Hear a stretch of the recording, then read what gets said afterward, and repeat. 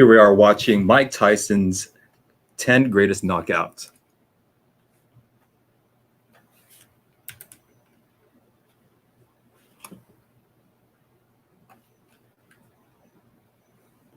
Welcome, welcome everybody. Might just be us two in the house. But look at Mike Tyson just ravaging his opponents back in the day.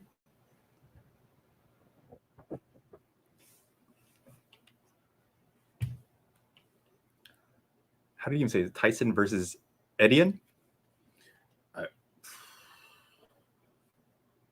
Trying to remember. I remember that fight too. I thought the guy just destroyed his knee. There's music. There's music. I can't get that copyright. Devastating. We have one person in the house. Hello, Irais.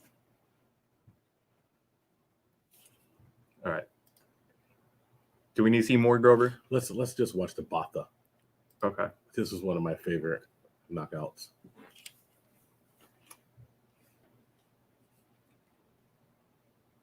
It was later in Tyson's career.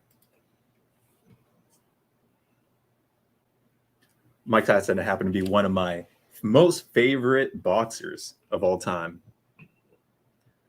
And this is the fight that he knocked out Holmes after promising Muhammad Ali that he was going to get him back. Yeah. Yeah.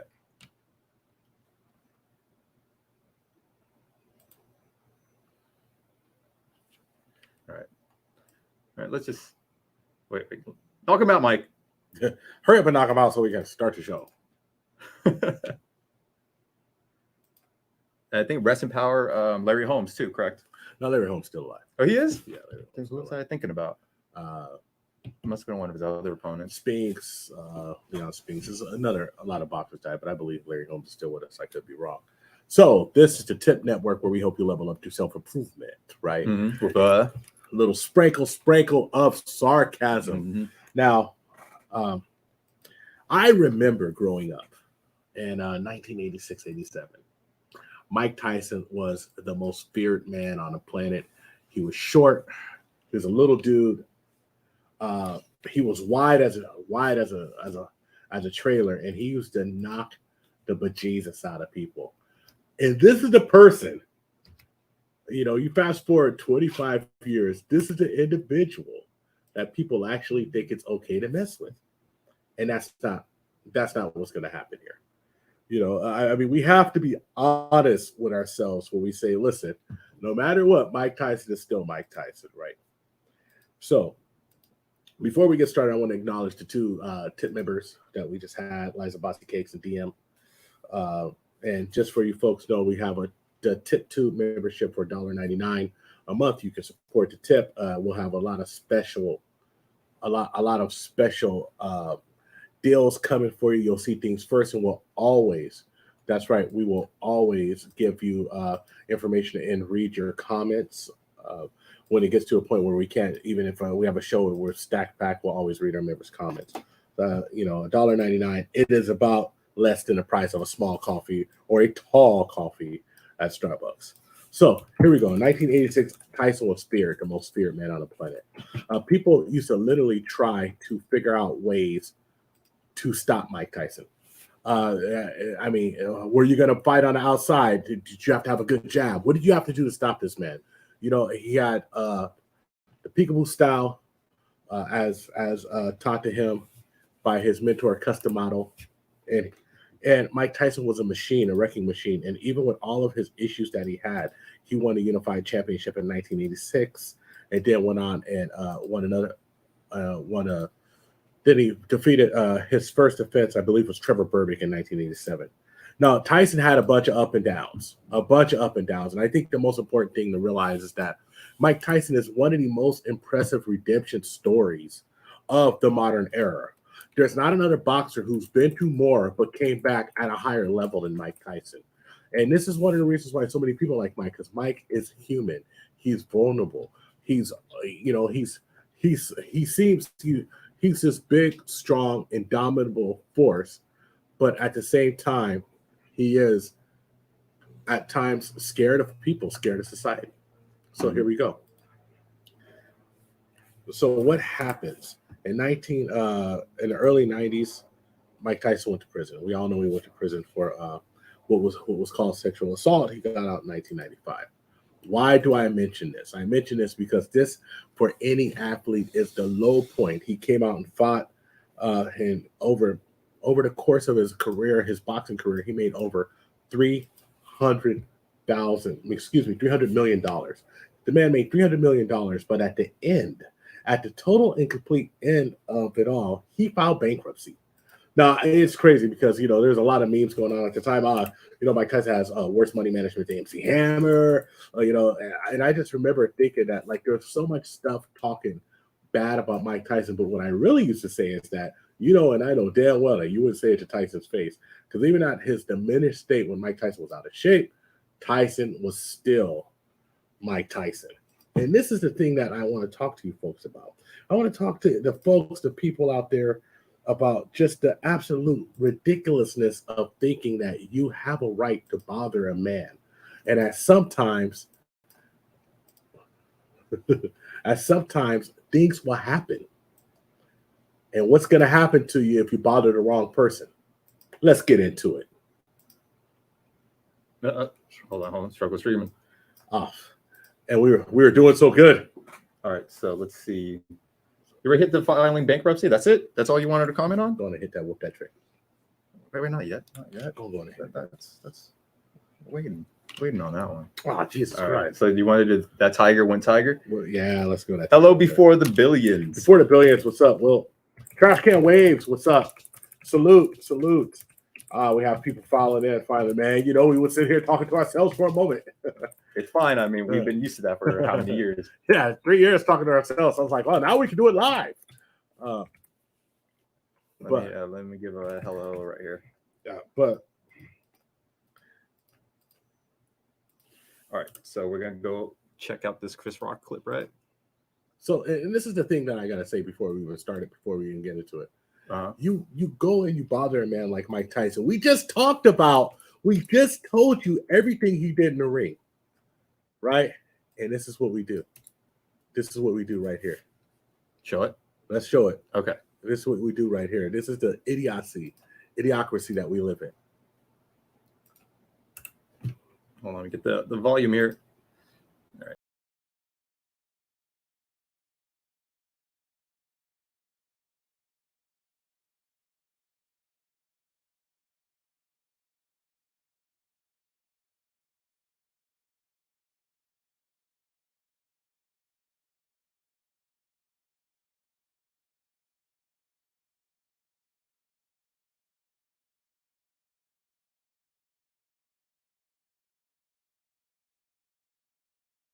Muted. This is what we're talking about. We're talking about Mike Tyson, right? And what is Mike Tyson? Mike Tyson, former heavyweight champion, and you're gonna mess with this man of all the ups and downs in life. So we'll get into some more of his ups and downs, but all the ups and downs in life he's had.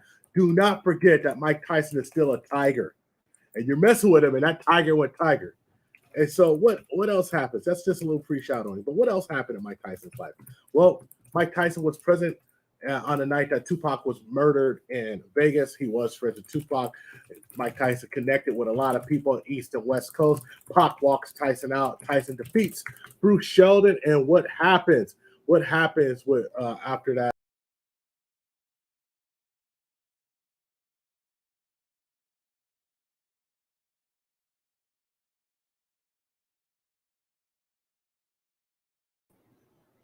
All right. Sorry, Grover. That's my fault. That's my fault, gentlemen. So Tyson knocks out Bruce Sheldon. And after he knocks out Bruce Sheldon, he goes and he absolutely feels devastated because his friend Tupac Shakur is murdered that night. Up and downs this man's been through, right? And then it starts going down a downslope after that. He files for bankruptcy, owing the IRS $13.4 million. Mike Tyson files for bankruptcy. So I just want you to take a look at what this man's been through. What has he been through? This man has gone through being the best in the world. We didn't even talk about the nasty divorce he had with his wife, Robin Gibbons, which she totally emasculated him on national television. Said, "Oh, Mike Tyson's a manic depressive, but we're going to make it happen anyway." And then she leaves him. You know, we don't even talk about that, right? But we talk about Mike Tyson beating the odds, becoming not only the greatest fighter in at least our modern times that we understand, the greatest heavyweight in our modern times, losing $300 million, filing for bankruptcy. But then there's a redemption story. Mike Tyson comes back, and how does he come back? Mike Tyson comes back the good old-fashioned American way, hard work. What did Mike Tyson do? He went on a world tour with his life story. It was an HBO special. Made millions of dollars, and Mike Tyson was on a comeback. He starred in movies. He just did a lot of different things. So now what's going on with Big Mike? Big Mike does the most of American things. He gets in on the cannabis business. At the end of Prohibition in California, Mike Tyson has Tyson Farms, gets in on the cannabis business, and Mike Tyson making a lot of money. And what drives this? It drives Mike Tyson wanting to be a better human being, beating cocaine, beating alcoholism, right? Losing 300 pounds, getting back in the ring with Roy Jones Jr., doing exhibition fights, making money, and Mike Tyson totally rehabilitating his image. But something happened recently. All right, let's show it. Run the clip. So, wait, actually, did you want to go into this? Now let's go into the clip first. Well, actually, before we go into the clip, okay, I want to ask you, like, what part did you see, and what did you think? Well, since I edited the clip, I saw everything. No, but before you edited the clip, before anything, when you just heard of Mike Tyson beat up somebody, that's like the classic Mike Tyson. Yeah. But then again, Charles Barkley's done something before. He's done the same thing where he's throwing someone through a window. But just about Mike Tyson. Well, that's what I'm trying to say. It's like he's done this before. Sorry, I'm getting an echo in my ear. Yeah. He's done this before. He's been into prison. So I was a bit shocked that he was regressing, because his whole redemption story of who he is now compared to who he was before, it has done a completely 180, right? Mm-hmm. So when I saw him beating on this dude, it made me really wonder, like, why is he beating on this dude? Actually, that was my first question in mind, because I know there had to be a reason why Mike Tyson started beating on this one Melvin Townsend. And the reason why I say that is because he's been a calm Mike Tyson for the longest time. He usually gives warning when he does want to keep talking to a person, and he lets him know, hey, get away from me. There is even this one movie where he was in a movie with Robert Downey Jr. and himself, and he was playing himself, and Robert Downey Jr. approached Mike Tyson, and Robert Downey Jr. was trying to hit on Mike Tyson, and Mike Tyson was just like, hey, I'm just not all about that. I'm moving away from my past. Can you please just leave me alone? And that's in a movie that he's playing himself. Yeah. His whole image is, I'm going to try to stay away from conflict as much as I can. So my first initial reaction is like, what did this guy do to get Mike Tyson upset at him? That was my first initial reaction. Right. So, okay. But so the thing is that we have so many of these clickbaity tabloid type shows, and what they show was Mike Tyson just hitting the guy. Yeah, they didn't show the whole story. So basically, the narrative that they want to spin is this: Mike Tyson loses control of himself and beats on a man in the airplane. No follow up. No, like, did he get arrested? No, this and that. What happened? And so when we show the clip, you'll see the first part will show us what TMZ showed at first, and then show the whole clip of what happened, and it kind of makes more sense. Okay. Roll it? Yeah, let's roll it. Let's roll the clip. You want us on the screen, or just put the screen? Just put the clip up? Yeah. Just put the clip up. All right. I'm proud of this, guys. I made this myself.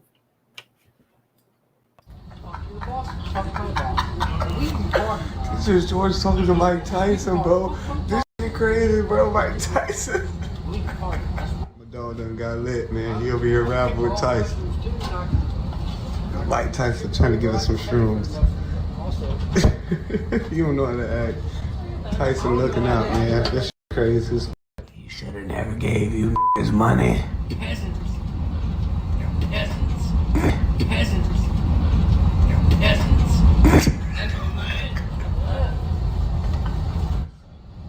JetBlue mid-flight. My boy just got beat up by Mike Tyson. Turn that way. Yeah, he got fucked up.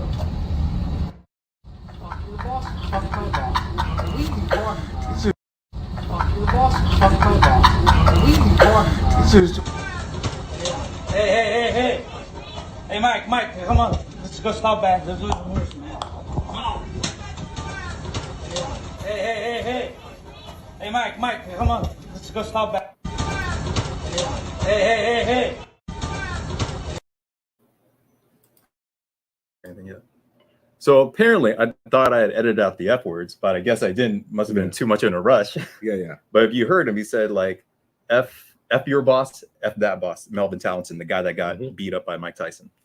So, and this is my whole point of doing this. We've gotten so far away from reality. We're so used to just talking to people crazy on social media. We're so used to yelling at people for no particular reason that we actually think that we can walk up to Mike Tyson. No, I don't care if Mike Tyson 150 years old. It's Mike Tyson. And actually talk crap to him. And what did you get? You got beat.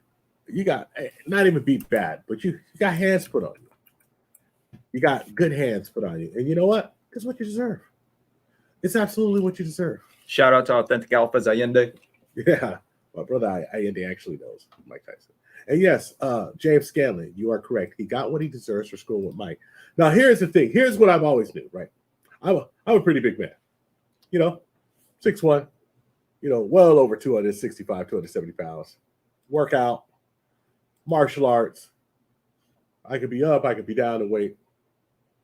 There is no way I'm walking up to Mike Tyson and saying shit. I don't care how long I know. But what I know, what I'm doing, it's just stupidity. It's just stupidity. I am not a smart man, Jenny. Wait, I don't even know how to divorce a accent. I am not a smart man. Wait, dude, go ahead. I'm not a smart man, Jenny. But I understand not to harass Mike Tyson. Oh no! But look. But I mean, and it's almost funny, all right? It's almost funny. So here's what we say, and I have three thoughts on this. So I thought about it analytically, and I thought, okay, well, hold on a second. Why is this person doing this? And then I thought, man, this guy's gonna get him a huge lawsuit out of Mike Tyson. He's gonna make a lot of money. But then I did a little research into this person. And the research into the person, this person has a criminal record about 2.5 miles long. This person right here.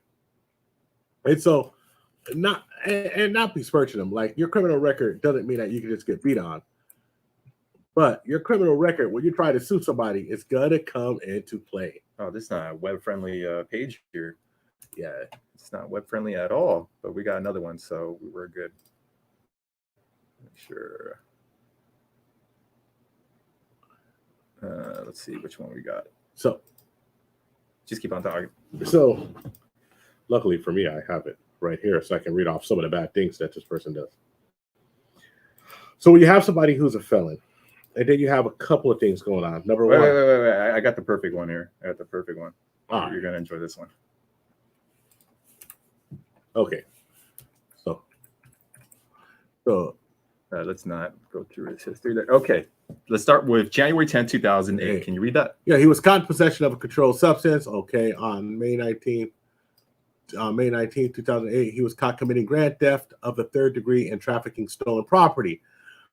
This is this person that Mike was beating up on. November 10th, 2008, he was caught trafficking stolen property again, because apparently he likes that. On February 27th, 2009, he spent 2 years in prison. On December 13th, 2016, he was caught using fraudulent personal identification. April 26th, 2018, he was caught committing grand theft of the third degree. October 14th, 2018, he broke into someone's property in Charlotte County, Florida, stole a person's trailer and hitched it to the back of a pickup truck. He was charged with grand theft of the third degree, burglary of an unoccupied structure, conveyance, or attempted. April 19, 2019, he was scheduled to 2 years and 1 month in prison and was jailed in Florida. July 2020, he was released from the Florida prison. On April 21st, 2022, he was sitting behind Mike Tyson, then 55, on a JetBlue from San Francisco to Miami. repeatedly said Tyson's name in an attempt to get the boxer's attention. He allegedly threw a water bottle at the boxer, so the latter repeatedly punched him. They were both escorted off the plane, met by San Francisco police offenders, where they were released because he did not press charges. So this person's 36 years old and got in a fight and harassed a 55-year-old. No. Grover, before that, remember you were asking me like, "Hey, how old do you think he is? Do you think he's a zennial?" Yeah, I thought he was. I was like, "Yeah, he's probably mid-20s, maybe." Yeah. Max. Then he's like 36. 36 I'm like, years what? old. So Get out of here. So then I'm going to break this down business-wise, and then I'm going to ask some opinions out there, right? Business-wise, there's two things that's true. Number one, you are responsible for your actions. So Mike Tyson shouldn't have punched the guy. If the guy did assault Mike Tyson with a water bottle, that's a little different. Why is that a little different? It's a little different because if Mike Tyson was assaulted by the person first, after he was trying to be nice to him, after he took a picture, after he repeatedly told him more than just an autograph. Yeah, don't mess with me anymore.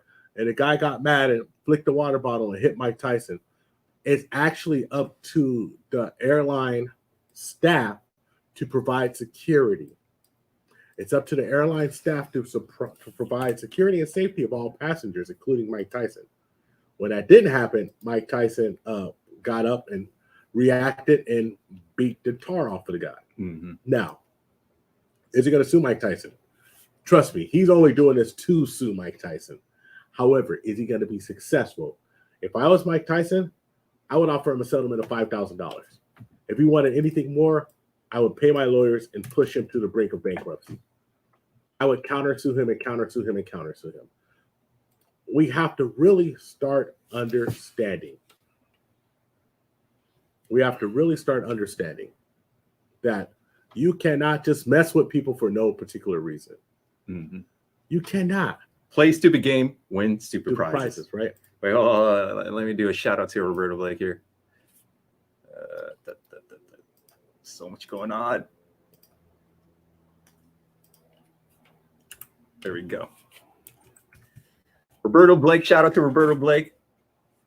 Content creator economy. I don't think it's an unpopular opinion that the Mike Tyson thing is a case of play stupid games, win stupid prizes. Is there anybody in here in the chat? Is there any one of you polite savages who thinks, yeah, I'm just gonna walk up and just punch Mike Tyson?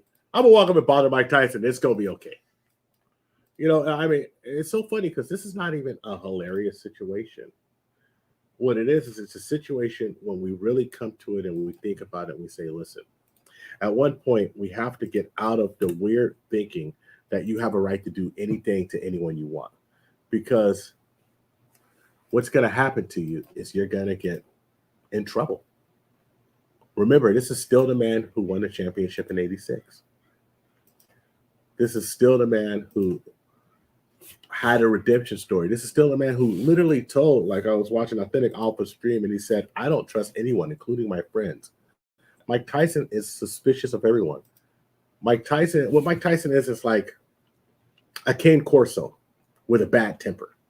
Anybody who doesn't know what a cane corso is, it's one of the largest breed of guard dogs you could have. Let's roll Allende's clip real quick. All right. Where he says that. Here we go right here. Load it up, guys. Give me a second here.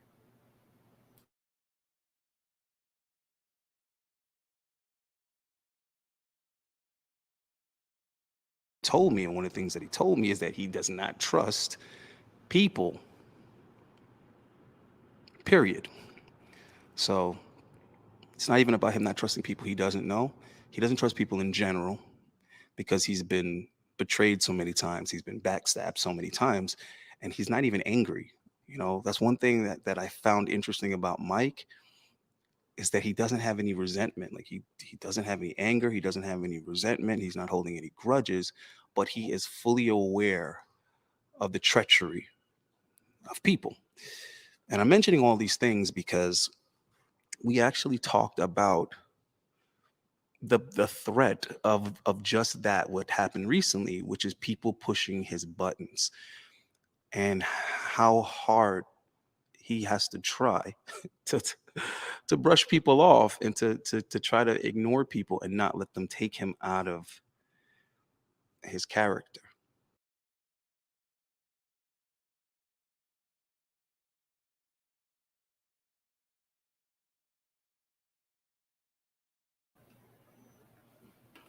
Just think about how deep that statement is.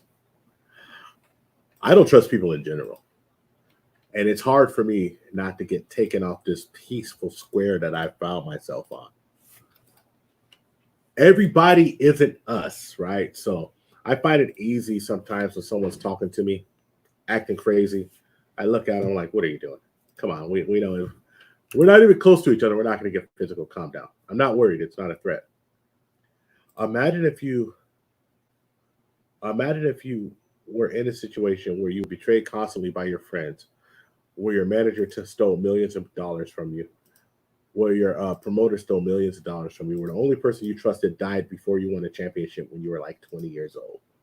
The only person who took you in who showed any interest in you, and the person who did show interest in you, not to say nothing bad about the great Customato, the only person who did show interest in you really pushed you and made you into a killing machine.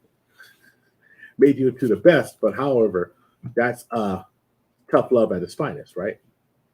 Tough love at its finest. Customato was an excellent trainer, and he has roots of a lot of champions, but as a father figure, I mean, he wasn't around long enough to really, he had Mike from the time he was 13 to maybe 19, 20. But he didn't have Mike with the riches, with all the money, so that Mike could be somebody better than he was. Mike had to learn all of this by himself. So, Scotty. Yes, sir. I want to know, what do you think about how interesting it is from just almost a psychological point of view, but just like what Mike just being worried about other people, like Allende said, and what did you think about that? What do I think about that? Give me a second here. So what I think about that is that, yeah, if you're at that level of fame, you're going to have a bunch of people coming at you and running up on you and not respecting your space. And when I'm talking about your space, it's like your bubble right here. Like, you don't go running up on people randomly and start say like, hey, can I get a picture of you? I mean, because, they're not famous or anything, but you don't randomly just go and do that. And I'm pretty sure you wouldn't like that if other people are running up on you, especially if you achieve a level of fame that is half of what Mike Tyson is.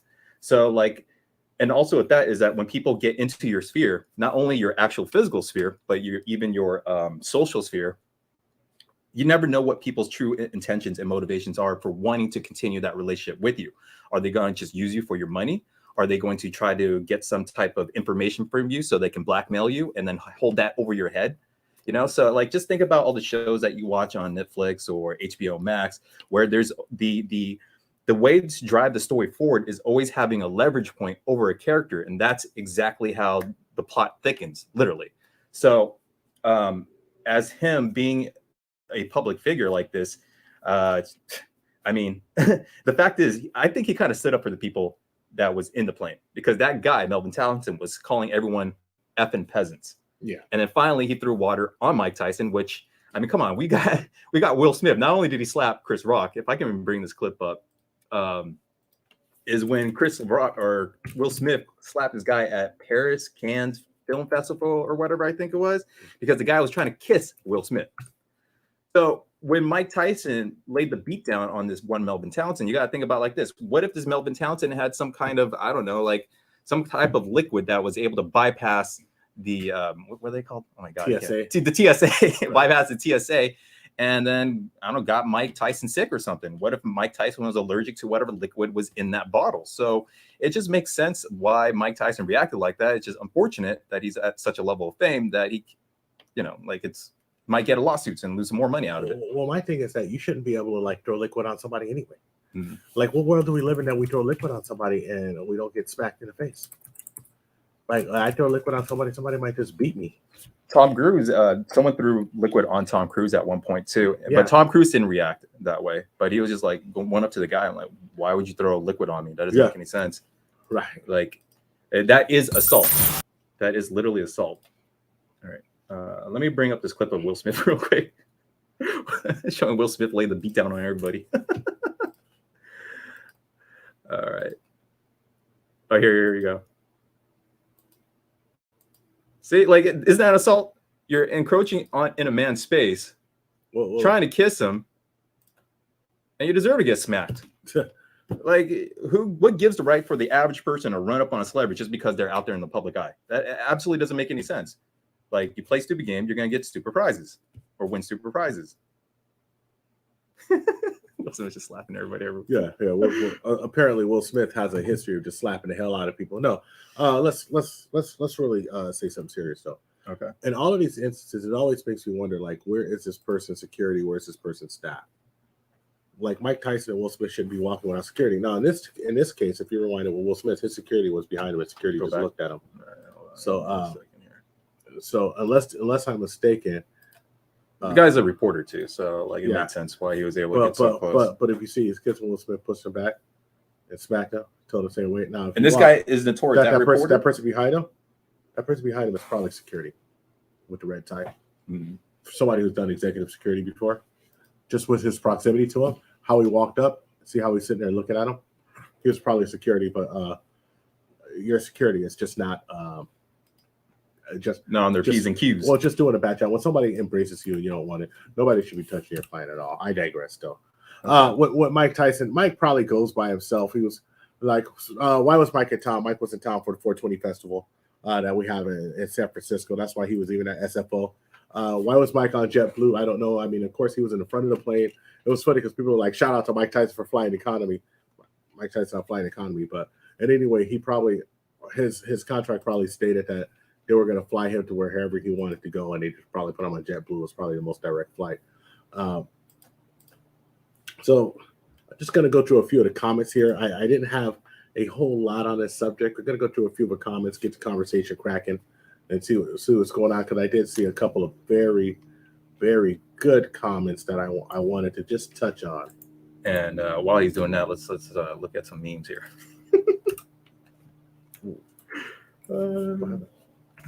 What happened? What did you hear? Oh, okay. I didn't enter the studio, did I? Oh, you exited. All right, here. I'll just enter here. Enter, yeah. Oh, just enter there. Boom.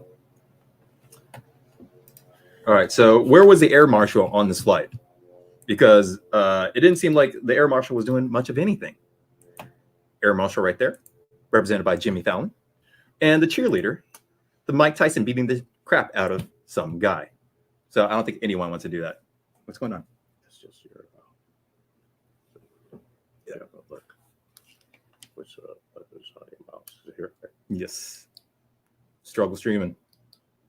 But it's just what's going on here? Yeah, it's not over. Right, let me see this. Okay. There you go. Add yourself to the stream. Actually, I'll add you. Okay.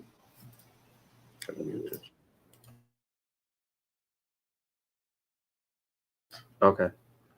Just some of the comments. It's just because there was actually a lot of pretty good, solid understanding here.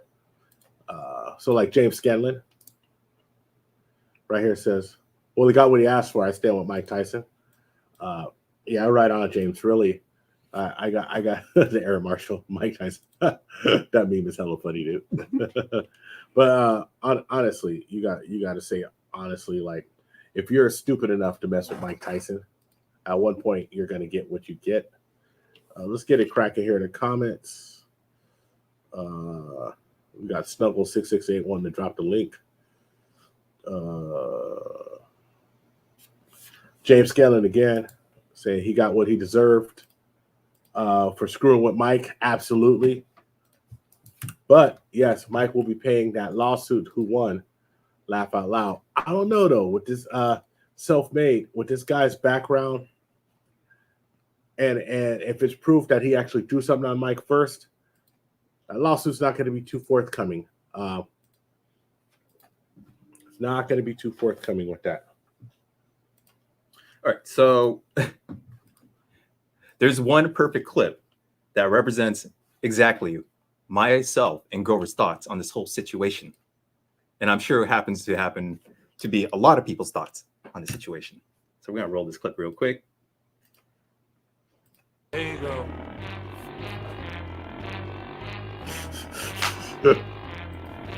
I like that clap.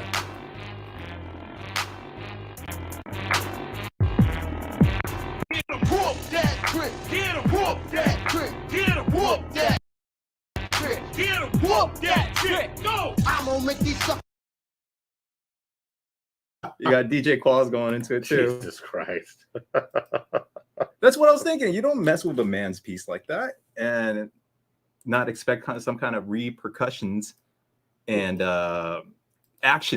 reactions from a former heavyweight boxer champion. Well, we got to give a shout out to James Scanlon. Say exactly why would you mess with Mike Tyson on an airplane? Absolutely correct. Why would you mess with him on an airplane knowing that Mike Tyson is Mike Tyson? So at this time, since we are going to run a little short on time, it's not going to be the long hour-long or 3-hour-long streams as we're used to doing. Sunday streams, we want to keep a little shorter, keep it just informative. I do want to know if anyone has any questions, any questions at all on other streams we talked about. We could definitely answer them. If not, then we could drop the link if somebody wants to come up because we have enough time. This is a very short monologue because I really just wanted to get this out there and get the opinion that you got to be stupid to mess with Mike Tyson.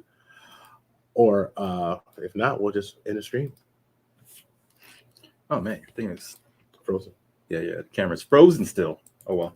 So we're gonna run with this, but make sure you get on the screen there, Grover. Yeah. You don't want to be half off the screen here. Well, I was looking at that screen. So let's see. Do we have anybody here? No questions. No sleep till Brooklyn.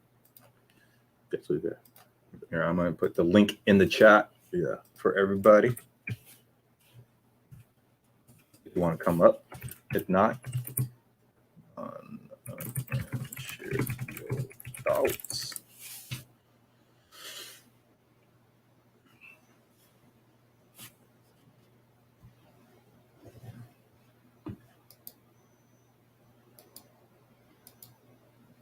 And by the way, this stream that we're doing here is off of StreamYard. You'll get $10 in credit if you click down the link in our description below.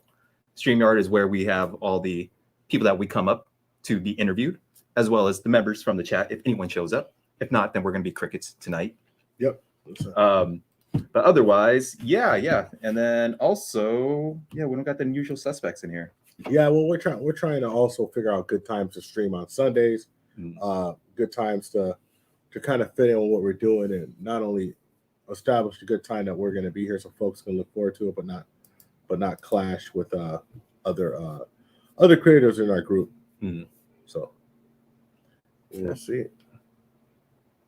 All right, we're going to give it about one more minute. So let me actually talk to you, Grover, real quick. Yeah. So what was the perception of Mike Tyson back in the day? Yeah, well, back in the 90s. Man, Mike Tyson was the scariest person on a planet. And Mike Tyson was ultra lavish, lived the ultra lavish lifestyle. Like one of the funniest things, like if you want to hear a story that said how much money Mike Tyson had, Ed Lover was in Queens one night. Mike Tyson was there, and they were at a club, and everybody used to go to this club in Queens, right? And so Mike Tyson said, "Hey, Ed, go on and just take my Bentley home." And he said, "Yeah." So he takes the Bentley home, right? And then, like weeks later, Ed Lover's like worried about like I have this car in Queens, I have this Bentley. Oh no, it's a Rolls Royce. And then so he's like he sent it back to Mike Tyson. Mike Tyson's like, "What do you mean? I gave you the Rolls Royce. I told you to take it home." And so Mike Tyson was so rich at the time, he was giving away Rolls Royces to his friends and Bentleys to his friends. You know, he also had a tiger. He had a pet tiger. So how was he when he interacted with people out in public?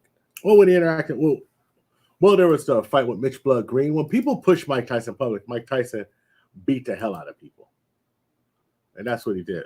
When he was pushed, Mike would beat the hell out of people. Okay. Mike would hurt people when he was pushed. And so, like, it was. So did he go to jail because of his reputation? No, Mike, ferocious fighter. Or? Yeah.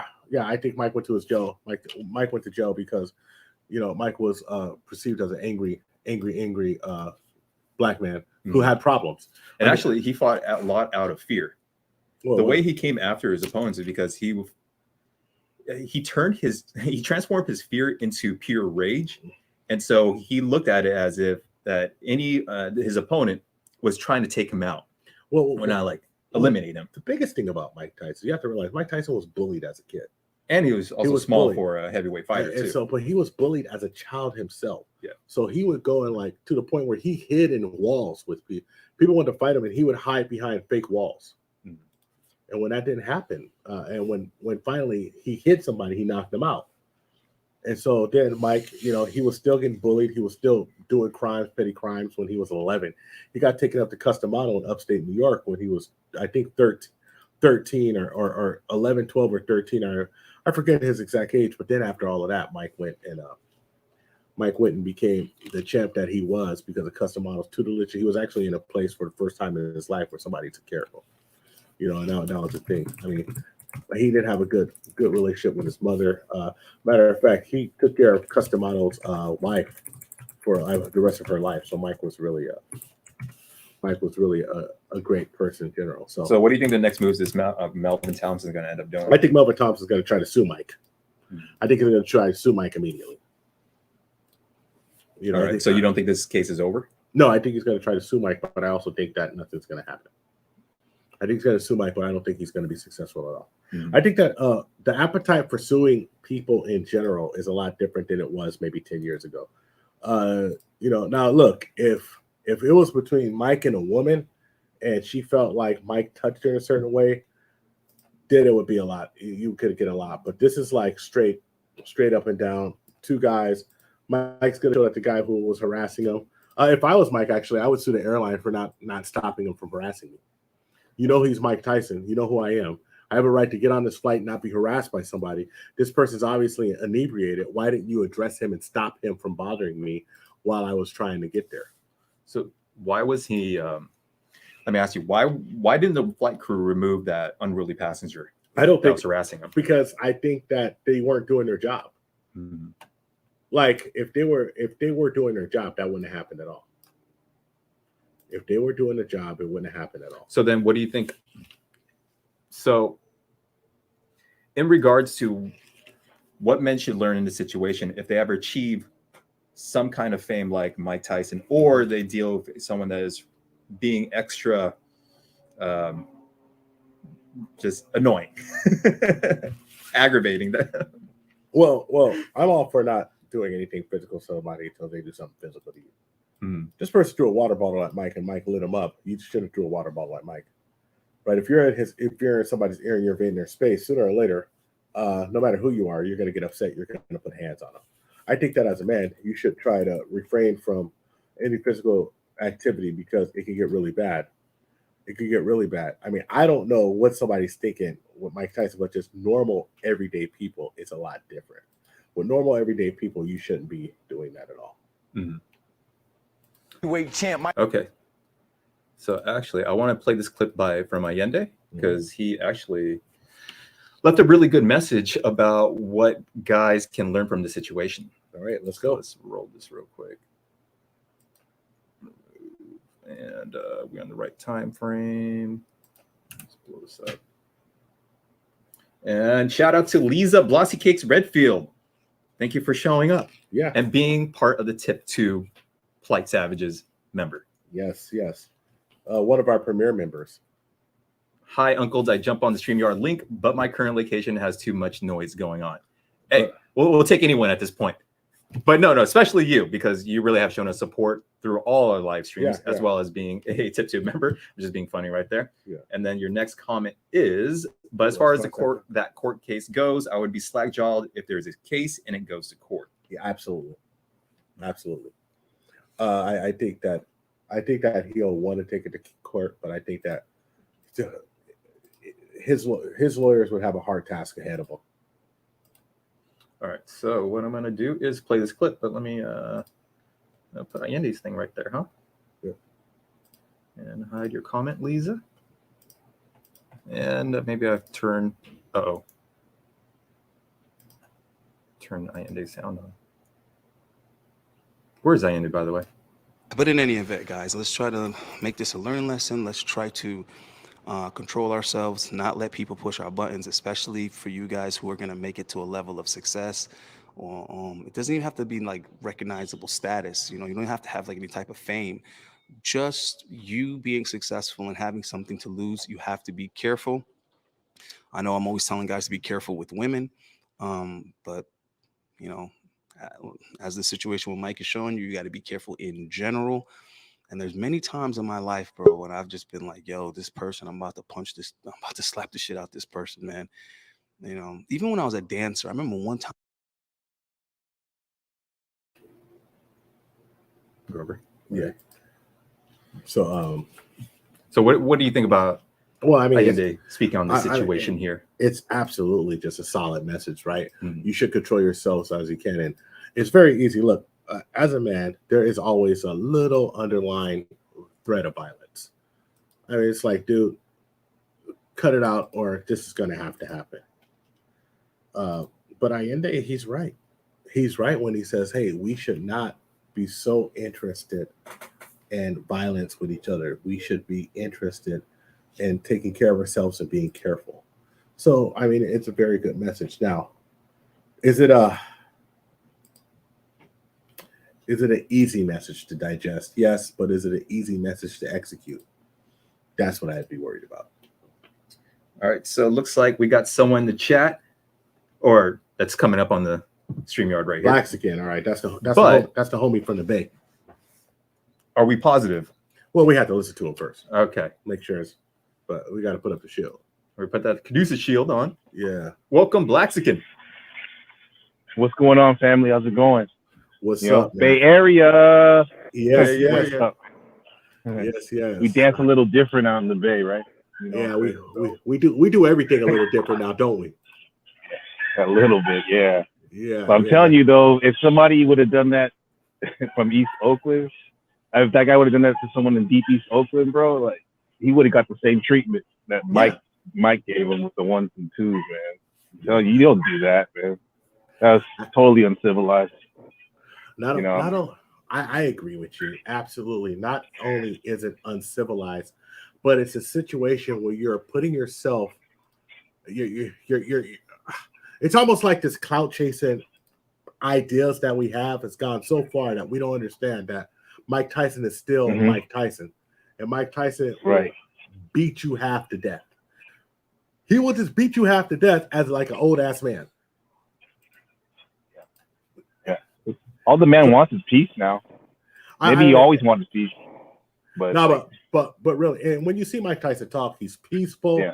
He's like, man, it's like you see about a Joe Rogan podcast, and you're like, oh man. Oh, we got a stream coming in. Yeah, we got people coming up on the stream. All right. So my G, I do know because we're gonna cycle through people kind of fast. We just want to get your opinion on it. And in a way, I do it. I don't like to get a bunch of people up. I don't want ever want anybody talking. I want people to have. I like that style. I want people to have a chance to talk about their channel. Yeah. I know you have a channel because you gave some powerful information about, I believe, Taiwan, which I've traveled and lived in Southeast Asia before. But man, my experience in Taiwan is like 17 hours. Yeah. So when you were telling me, so go on and plug your channel and tell me what it's about, man.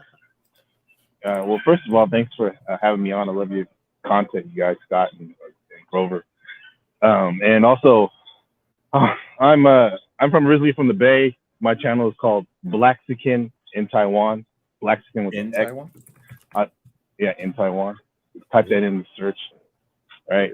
And I've been here for about 6 years, and I'm just, sharing my slices of life here, how it is. And like lately, I hadn't made videos in a long time, but lately I decided to make some about, what does it take to get here?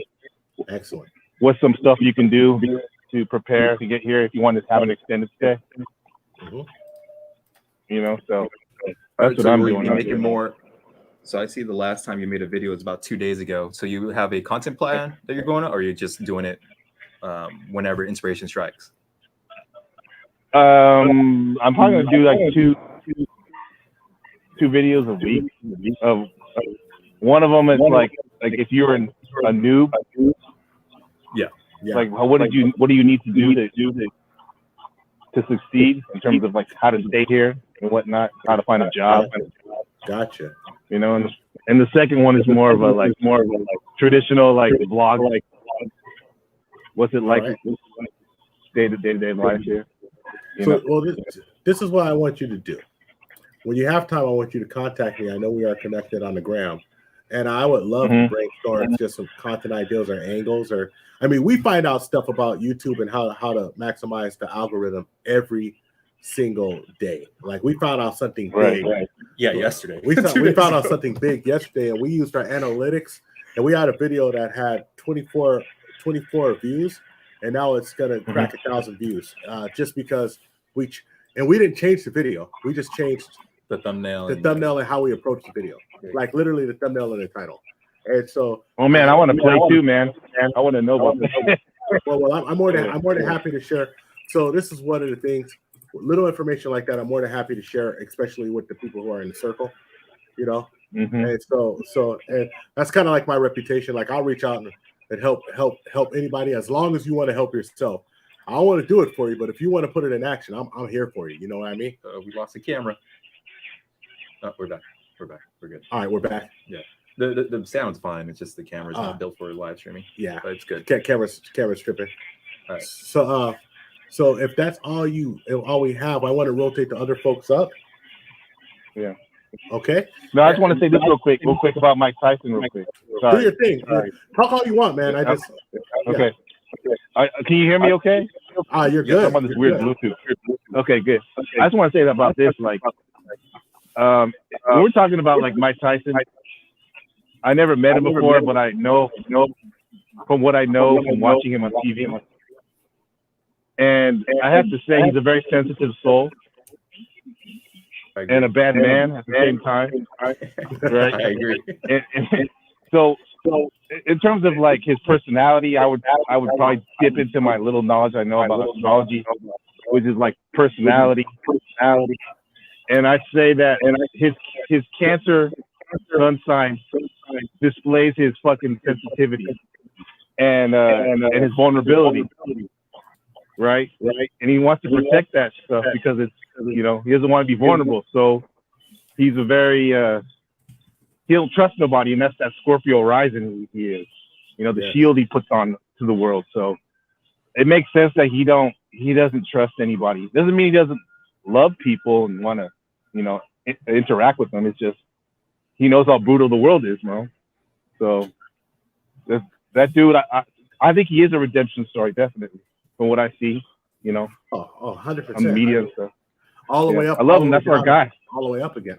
Dude, I you know what I love about Tyson is that when I was young, he changed the way I thought about everything about boxing and how powerful you could be because he was a little dude. You know, he wasn't like 6'5". He wasn't a giant. And then he changed my ideals on how you can emerge from bankruptcy and how you can rebuild yourself. So not only did I admire Mike Tyson as a physical presence, but I also admired Mike Tyson as such a business presence.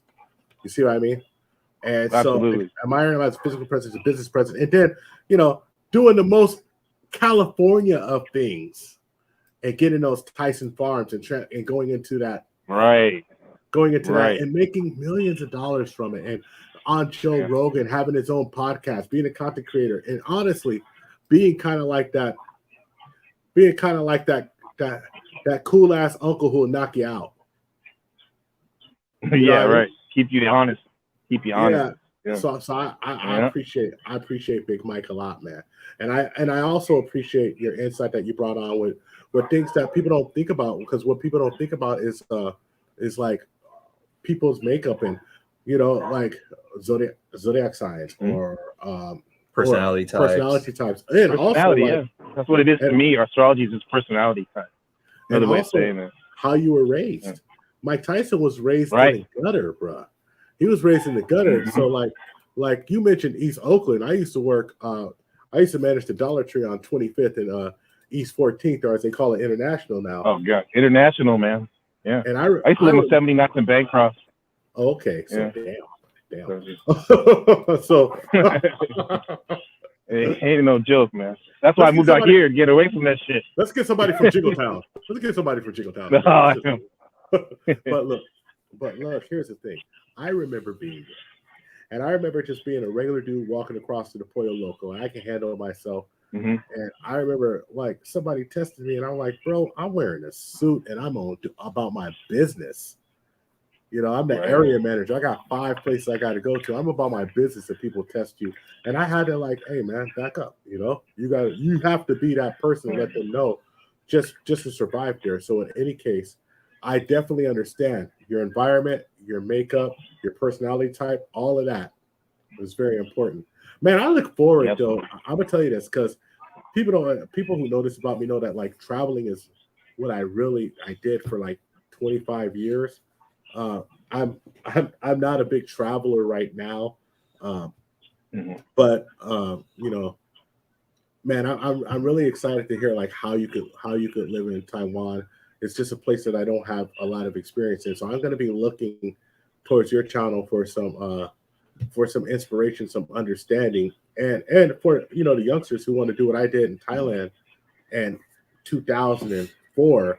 I want them to understand how to do it in Taiwan in 2022, and that's via your page. And that's a great niche. I'm telling you, education is a huge niche. It's a big payday in YouTube. Whether you're doing it for money or not, it's a big payday in YouTube. And hopefully one day in the future, if you're down for it and if it works with our schedule, I would like to actually hear about your experiences with you in Taiwan and exactly what the things that you did to set yourself up in Taiwan, because we do combine the travel aspect. Yeah, we do a bi-monthly travel. I mean, a bi-weekly travel show. And so Sundays it'll be like an entertainment stream. Next Sunday it'll be a travel stream, and then a Sunday after that, entertainment stream. So, well, I appreciate the offer, man. That's the honor. Oh, no, it's not going to be an honor. I would love to do that sometime. Yeah, talk about it. Yeah, you guys. I'll have you in mind when I'm making my content to let you know what it really feels like and looks like out here. Yeah, man, that's important. That's important because remember, most people, they don't do it, so they want to do it through you. Right. And then when you do it really good, you inspire people to do it, and that's when the payback internally comes. When you bump into someone, they're like, "Man, I wouldn't have did this, but I was messing with you. I was messing with you with the rollers with the red eyes on a avatar." That's it, man. Doc Ellis. Right there. Yes, sir. Yeah, so you guys, I'll keep going to get my spot going, but like you truly are the happiness project right now, man. The sun's coming out ever since I started talking to you. It's 7:30 a.m. Monday morning here in Taiwan. Yeah. So the name's ringing out. Your name is ringing out here. Appreciate you guys. Gratitude. We appreciate you, man. Appreciate you going on the stream. Thank you. Man, it's always all right. It's always great to have content creators up. Speaking of content creators, vital message. Taiwanese alarms are going off, and you're about to come on the vital message. The vital message. And so I noticed you guys see my email here going here. That's on accident. I didn't try to style it like that. We're in a total rush, so I was just like, all right. I mean, you can see my editing beard too. Well, why do we got to talk about your hair? Because I know people are roasting over this. Look at this. Well, just get roasted. People have roasted me over my hair for years. All right, so let's get the vital message on, and we're going to put up the shield. Yeah, in your honor. Hello, sir. Hello, how's it going? Good use of the shield. Well, we this is called the Caduceus shield, just so you know. Oh, appreciate it right there. Yeah, I'm like I look like Scott was about to start rating your face, like talking about his hair and everything. What's going on? Hey, listen, I do my best I can with these youngsters, man. I do the best I can with them. I make sure, we try to raise them right, but sometimes they get away. No, we ain't rating nobody's damn face, goddamn it. Good stuff. Good stuff. I had to check in there. No, it ain't no face rating. It ain't no face rating. My goodness. I mean, I do rate women's faces, but that's that's acceptable for sure. We plan on doing a stream about rating faces, just to Scott's stir it up a little bit. Scott's getting ready, man. He's reading his books. He's looking at the gonial angle, the eyes. Do my research, Yeah. I don't know none of that. I turned to my grandpa. Hold on a second, boy. You're looking at another man's face. I will slap the black off of you, put it back on, and slap the black off you again. That's Well, my grandfather. you know what's crazy? It's like reading the faces. I mean, we're going off topic a little bit, but reading someone's faces, but getting paid to read, that's like, yeah. Anyway, it's not that's our all thing. I gotta say. So what are your thoughts on this whole Mike Tyson situation? With, I'm Melvin just not Townsend? about messing. I'm just not around with messing with other dudes randomly. Like I'm not about provoking other men when I'm out in public. And if it's Mike Tyson, like you kind of getting what you're asking for. Yeah. Mike Tyson, like out of all people, right? Out of all people, you gonna go to Mike Tyson.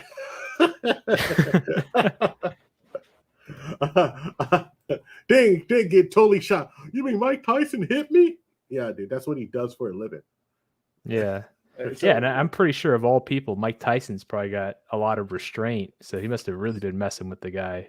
Because from what I've seen, guys that know how to fight, guys with black belts, guys who are boxing professionals, it takes a lot to get them to snap on you usually. And then they'll... But when they snap, they're going to give it to you, though. Yeah, they'll give it to you when they snap on you. Yeah, they're gonna give you they're gonna give you quite what they're gonna give you is an excellent example of why you shouldn't mess with people. Well, like, do you think it has something had to play with Mike Tyson being much older, that guy Melvin Townsend had the balls to approach Mike Tyson like that and keep harassing him? Like he thought, like, yeah, what do you think? Let me try and form this question. Why would he even harass Mike Tyson? Is it because he thinks Mike Tyson, besides being a payday, is just not in shape anymore? He's too old to beat him up? Like, is that a reason why he got so much balls to approach Mike Tyson that way? I'm not going to try to rationalize delusion there. Like the payday, the payday is like the only rational thing that you can come up with on this one. Yeah. No, I would say the payday, but one thing that I do know is that the payday's not going to be that big. Like I mean, because Mike's going to be able to prove that he was messing with him. So like if it's unprovoked, and then it's different. But if you're in a closed area, only thing Mike has to say is that, look, I'm already on this plane. This dude's already doing. Did he throwing stuff at me? And I'm an old man. He's a much younger man than me. And just because I'm 57 years old, you know, I'm worried about rules and regulations. There's no ref here. Oh, Mike can start playing it up. And, you know, Mike sounds nice when you talk to him. Mike doesn't sound like a killer. It's just hilarious. He talks to you nice. That one. So Selfmade here asks, I haven't seen this because I actually watched it. You got to watch it? Yeah. So Selfmade asks, all right, let me go back here. Question, what do you think of the Vital Message interview with Poppy, Blanco TV? With the Vital on it, our take on it, or okay, well, your take. So what was the? I don't even understand. Like, well, fill me in. All right, so I was so. First of all, you know, we all rock with Poppy Blanco.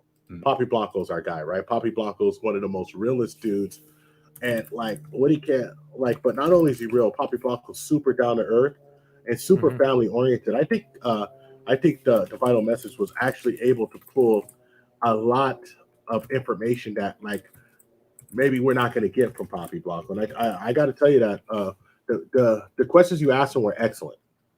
Talking about his family, his daughter, and just things like how Poppy used to like how his whole life changed when he had a kid. That's true, and how active he is in his kids and his nieces and nephew's life is really, really, really important.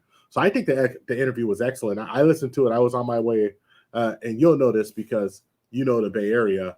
I was driving from San Mateo to Salinas, and I listened to it on a drive up there, and there was a little spot of traffic, so I was able to get all of it, before until I was able to get all of it, and then roll it back and listen to parts again until you brought the panel on, and then I got to where I was going.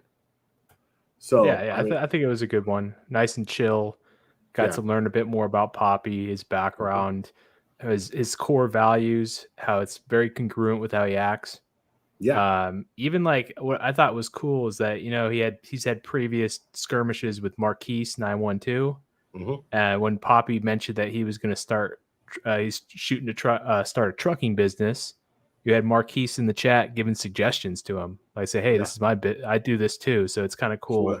Just how I You make see money. that they're looking after each other, even though they've had a couple of times sparring on air. Yeah.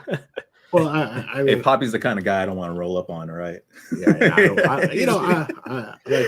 Don't be harassing Poppy Blanco out there if you see him in public. Here's something that I say, and this is one thing that I do like. As men, we have to put aside our petty grievances and work together, especially when it's about business. Like I don't understand some of the stuff. It's like if I disagree with you, look, Caduceus, I'm not gonna understand everything you say or agree with it. We're from probably two different generations. Good. Two different understandings. That means you're not going to kiss my ass, which is good. Yeah, I don't have an urge to do that to anybody. I mean, because even folks I rock with behind the scenes, I'll tell them like, hey, I don't agree with what you're doing here. I don't think that's the right way to go. I mean, but notice I say I don't think. I can't tell you what to do. I can just give you my opinion. You know what I mean? And so it's important that if you don't see eye to eye, that you stop, take a step back and say, well, hold on, where can we meet eye to eye on? Because in general, men, I mean, it's hard out here on the pimp. I ain't gonna lie. It's tough, right? It's tough because, you have a lot of things against you. You have the Me Too movement. You have this, you have that. You have just the general idea of like the general idea of Poppy is that he's not going to be in his kid's life, or he's not going to do it. He's not going to do that. It turns out he's like father of the year. I didn't see it. Every time I call him, he's like, oh man, I'm doing this with my kids. I'm doing that with my kids. Let me call you back, OG. And I'm like, of course. Well, I wasn't like, I didn't know much about him. Like I knew that he always had the great reactions like on streams. He was always like kind of like lighthearted, always keeping the conversation light and fun.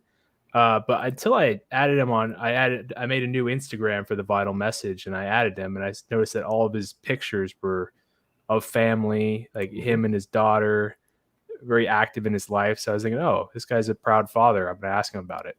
Yeah. And that's good. That's good. And I'm happy. I'm happy that he's able to real quick. What is this Pokemon thing about? I don't understand. What is this Pokemon? Like, I keep hearing Pokemon and seeing Pokemon. Like, can you explain that? Okay. What happened is that I was in the Discord and I was chatting and playing there's a challenge, a self-imposed challenge in Pokemon called a Nuzlocke, where you treat it where every time a Pokemon faints, it's dead. You can't use it again, and you can catch the first Pokemon per route. If this might not make sense to you guys if you don't know the game. But the idea of it is like I was playing it and we were nicknaming the Pokemon after like some of the memes of the internet. Like you had like we had a dog Pokemon, we call it the International DJ. We had one that shot out string shot, which was, so we call it AG Hayden. We were just like nicknaming them funny things, and someone said, you know what, this was really chill in the Discord chat, so I just decided to do it on stream.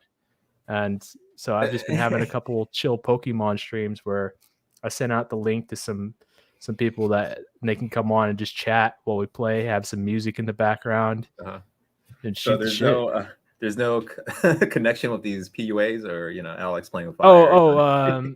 Yeah, well, the idea is that like the chat can suggest like what I name the Pokemon I catch. Oh, okay.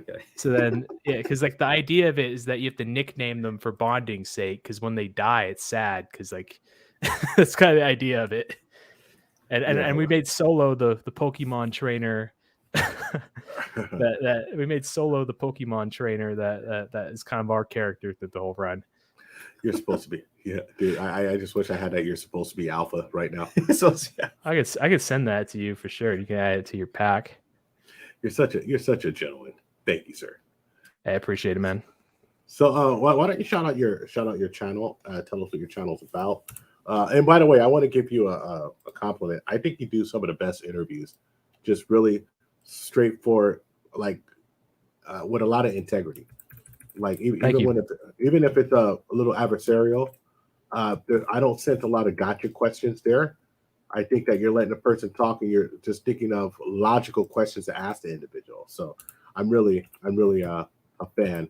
I really think that your subscriber count should be 3 times as much. Well, his view counts or your view counts View a lot counts more are than off- your subscriber count, Yeah, which on is, average. which is really which good. means that he's reaching a really wide audience, and they just need to hit the subscribe button. Yeah, hurry up and sub to it. So, Yeah. So go on and tell us about it. Yeah. My channel is called The Vital Message. I routinely like to have interviews where I bring on people to my show, and they can talk about their story, what they produce to the world, what challenges they've faced, what services they provide, whatever. The idea is that you have lots of people that feel lost, and my idea is to treat the world like your lab, figure out what works for you, what doesn't.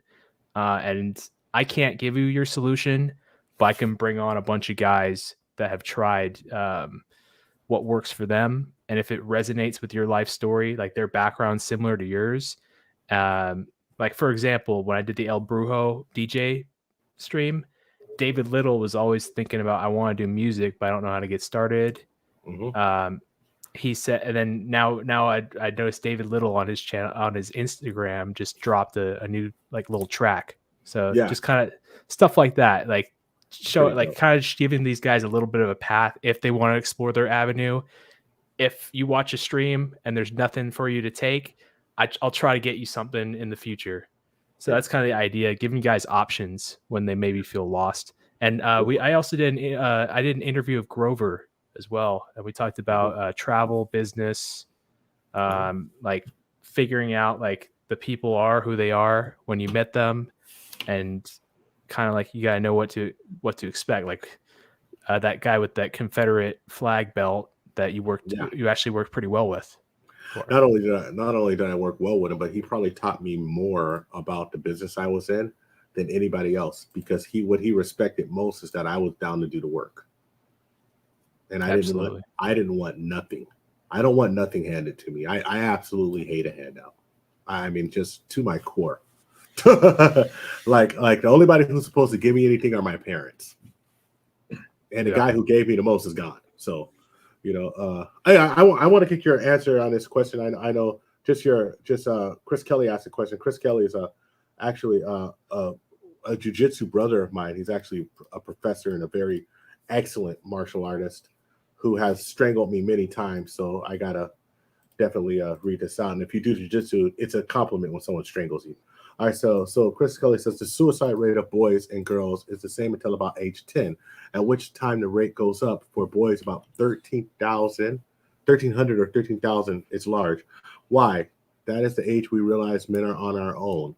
Do you agree or disagree with that, Caduceus? I don't know. There's a lot of moving parts here. Like a lot of different social dynamics. You got puberty coming in. You got kind of just the way men and women are treated differently.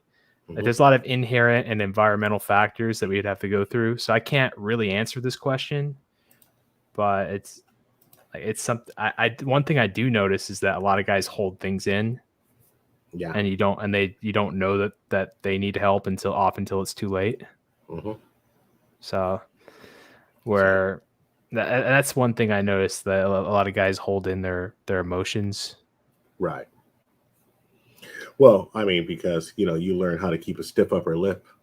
That's just what I was told. But one thing I realized, and I want to answer this for Chris, in my opinion, at 10 years old is right when I learned the rules are different for girls and for boys. At 10 years old is when I realized that my sisters could hit me, but I couldn't hit them. And a lot of things happened. In that case. So I just wanted to get your take on that, because that's actually a very interesting statement that Chris Kelly said. And I've had a lot of really challenging conversations with Chris Kelly. Chris Kelly is one of the folks that I absolutely don't agree with 100% what he says, but I respect his opinion because his opinion comes from a background of data, infused with his opinion, but still has data to back it up. So, it's different when someone pulls something out of their butt and throws it at you. But if they say in this data, and it gives me something to actually look into and research, I have a lot more respect for that individual's opinion than somebody just saying, I feel. You know what I mean? Yeah, absolutely. Yeah. Yeah. And the only thing I want to say about that is, like, now it's becoming more acceptable to go and seek therapy and seek help. And at the same time, it's weird because you have to reconcile the difference between going out and seeking therapy and talking about your issues with someone that's close to you that is not going to try to take advantage of you and manipulate you, as well as toughening up and being able to persevere through challenges so you can actually make a difference in your own life. Because I mean it's known for guys, and of course women too, but mainly known for guys. You got to be able to help yourself before anyone else wants to lend a helping hand, unless you are blessed with someone to do that. Yeah. And another side of the coin is that if you're the person giving out that helping hand, or you're that professional that they're seeking help from, make sure just not to project too much of what works for you onto them. Try to like be that rubber, be that wall that they can bounce ideas off of. Like, and let them come up to the solution on their own. Let them verbalize or write down what's important to them, what makes life worth living for, what kind of things provide fulfillment for them, so they can dig themselves out of the hole that they dug for themselves. Right. That's a very good point. No, because especially when we give advice to other people, we're always trying to find a solution. And here's the solution, and go apply it. But if you start to, like, from what you're saying, is to empathize with the person, but also bring them to awareness to solve their own issues, and that they have the power to solve their own. Well, I think a part of it is that true empathy is impossible, because there's so much going on in our personal lives that we're going to look after ourselves, and we're going to look at it through our personal situation. Like, I don't know what happened to Grover this morning when he got up. I don't know what happened to Scott this morning. I don't know what happened to Scott for the past 20 years. So I don't know the day to day what it's like to be Scott. So I don't know what your course of action should be. I can let you come up with ideas. I can mention some things that other people did that worked. And if they sound good with you, something that you want to explore, that'd be awesome. But I can't just prescribe, this is what you got to do to get out of your situation, because you might try it, it doesn't work, and then you'll resent me, and then you'll either resent me, or you think there's something wrong with me that this didn't work. Right. That's some sage advice from the vital message. From the vital, literally always giving out the vital message. Now, that is a vital message from the vital message. I'm getting it back. I ain't live streamed for a few weeks because we took some time off. We took a couple of weeks off to retool, to rest. Scott left the rest. Well, I rested. Scott left the country. I mean the state. And came back. So went through the checkpoints, went through the turn cars. Came back to California. But we're gonna be back on live streaming twice a week starting now, and kicking it. Thank you, sir. Thank you for coming up. As always, grace us with your presence. We look forward to having you on. We have one more guest in the back, so we want to rotate. Is there anything else you'd like to say in closing, sir? Just thank you for having me on. Always a pleasure. I look forward to seeing you around later. Hold on a second. You are always welcome on our stream, sir. Thank you. All right. Thank you. And we're going to drop you down and bring up our member. We have a member in the house. All right. See you later, vital message. Yes, sir. So we're going to bring up Lisa Blossy Cakes. Are you ready, Lisa? Because I know you're having some audio issues. Is she there? Are you there? Oh, maybe I should add her. Are you there? Hey, there you go. Are. All right. So it has been. I was. I just kind of briefly, just so you know, it's me. Yeah. Oh, yeah, we saw you in the back. So how do you pronounce your name? Let's get that out. Can you guys hear me? Yes. Oh, Can you God. hear us? Uh-oh. Struggle stream on that end. Yeah. Are you there? Okay. Cool. How about now? Uh-oh.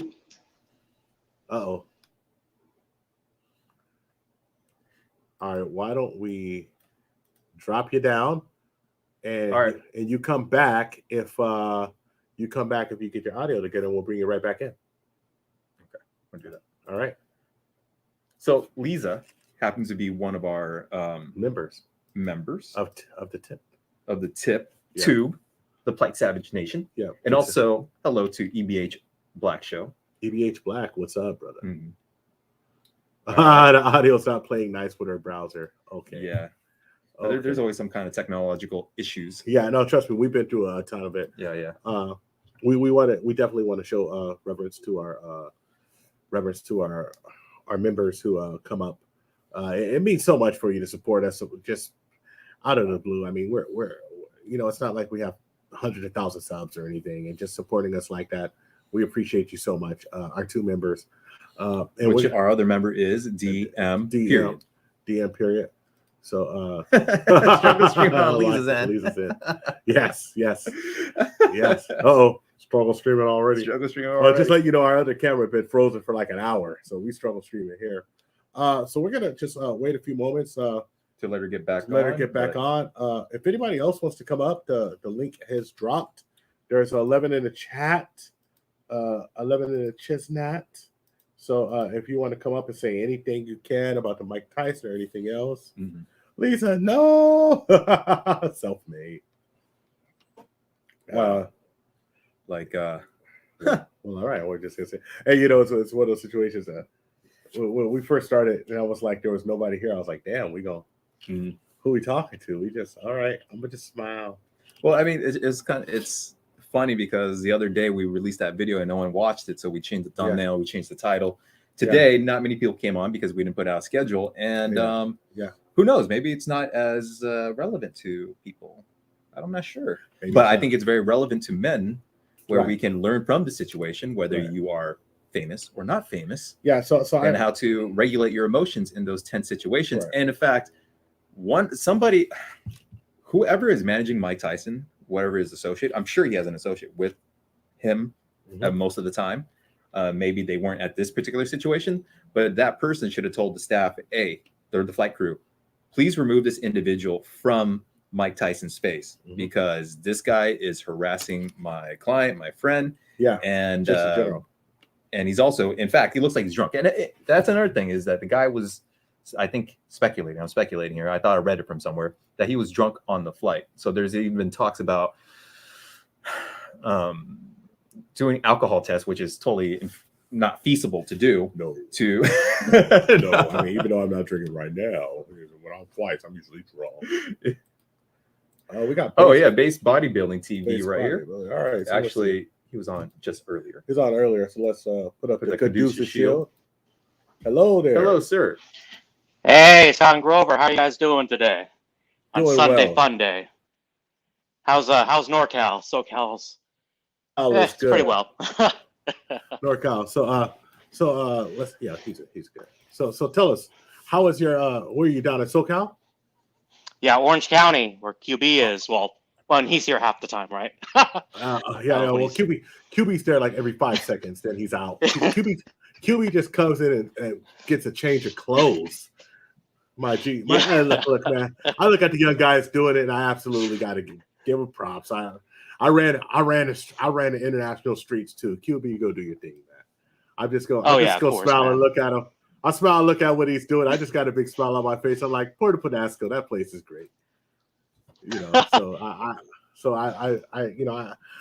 I enjoy content creators, just honestly. So like with me, if you can make great content out of it and add value to people, letting them know where to go, what they can expect, what you can eat, how you can get there.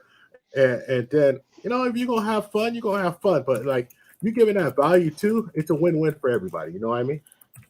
Of course. Yeah. I actually, you and Caduceus and the whole squad, right, have kind of influenced me to kind of create and start doing content creation, because I want to do more on bodybuilding, but more on the mental and intellectual perspective of how these individuals from like the classic eras from the 70s, the 80s, and even the 90s of what was their perception and how did they think and what kind of philosophy can they help other humans. I want to focus more than just on the nutrition, the working out, the drugs, as we all kind of are aware of, but more the mental aspect that a lot of people don't really talk about, right? I know you do jujitsu, and I think like people knowing about the mental perception and attitude that you need to do to be able to do these kind of intense sports, I think that needs to be kind of elaborated on.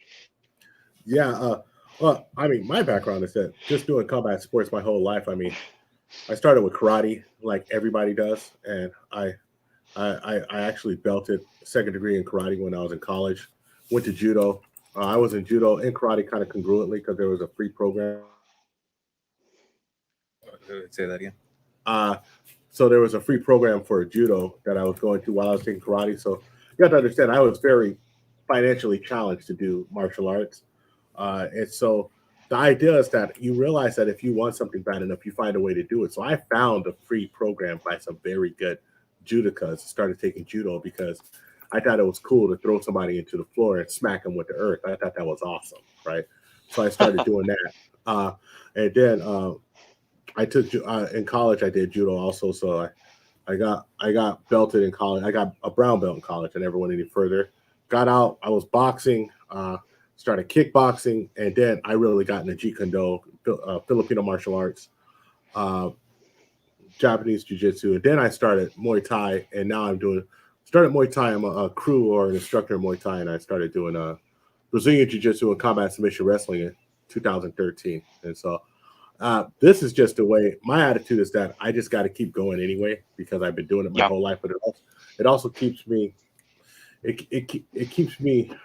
It does two things for me. First of all, I don't have a lot of fear of people, but I understand people can hurt me. But I don't have fear of people. I also don't feel like I need to be super tough, and so that's really good. That's really good for me because I was a hyperactive kid, so I was bouncing off the walls anyway. So it did a lot for me to really regulate that. But also the mentality of just, it's kind of like what you do and you get up and do it. Like everybody I know who bodybuilds, when I was younger, I knew a couple of monstrous guys who were just amateurs, and they were like, "This is what we're gonna do regardless. No ifs, ands, or buts. It's our life. It's our life to eat right. It's our life to do this. It's our life to do that." So I think like it's not just in my opinion, it's a lifestyle. It's not just not just something you do because you do it. You know, I don't know. What's your opinion? It's not just a hobby, right? Because bodybuilding, you're literally in real time changing your body, and you're going through also not just physical changes, but you're also going through mental changes, especially if you have to go into competitions. You have to get down to like 5% body fat, and how are you when you're under pressure of not having as much fat on your body, or even when you're bulking up. Like I'm not for myself, I'm not a 300-pound monster, but those guys that are, how are they feeling, and what kind of challenges are they facing when they have to gobble down 5,000 calories a day? And I think that kind of mental perspective just really interests me, and a philosophy on how they're living day to day. I really want to find out and do more research on that and kind of help other people kind of share those kind of stories, because there's so much on the internet right now about different workouts, different philosophies on that, but really the mental is really very fascinating to me, because it's not, like you said, it's not just a hobby. It's more than that. It's literally a lifestyle. Every single day, you're like, for myself, I wake up at 4:30 a.m. and then I work like a full-time job. I work 11 hours a day, so it's kind of like I got to get my 7 meals in. I have to wake up at 4:30 every day. That Mark Wahlberg rock workout style every day. But to me, it helps me, for myself, be more organized, because I know exactly what I'm doing every day. I know what time. And that helps me become organized in life and more self-sufficient and more disciplined for myself. And I think a lot of people kind of learning that attitude and that way of living, I think that can help a lot of people understand how you can achieve that level of success outside of the gym as well. And not only can you achieve that level of success, but that idea, that structure is what you also need for financial well-being. It's what you also need for a family well-being. Like, I wondered if you guys were actually, married. We got a question from Self-Made too. So we want to get this question while you're here. I want to also respect, I wonder if you guys who are married in this space, and like having a structure and being able to be a leader. You can't be a leader if you're all over the place and you don't have structure.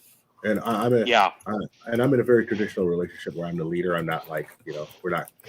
We have an understanding, but we're not compromising on. If I want to do something that's not a compromise, it's because I'm the leader, right?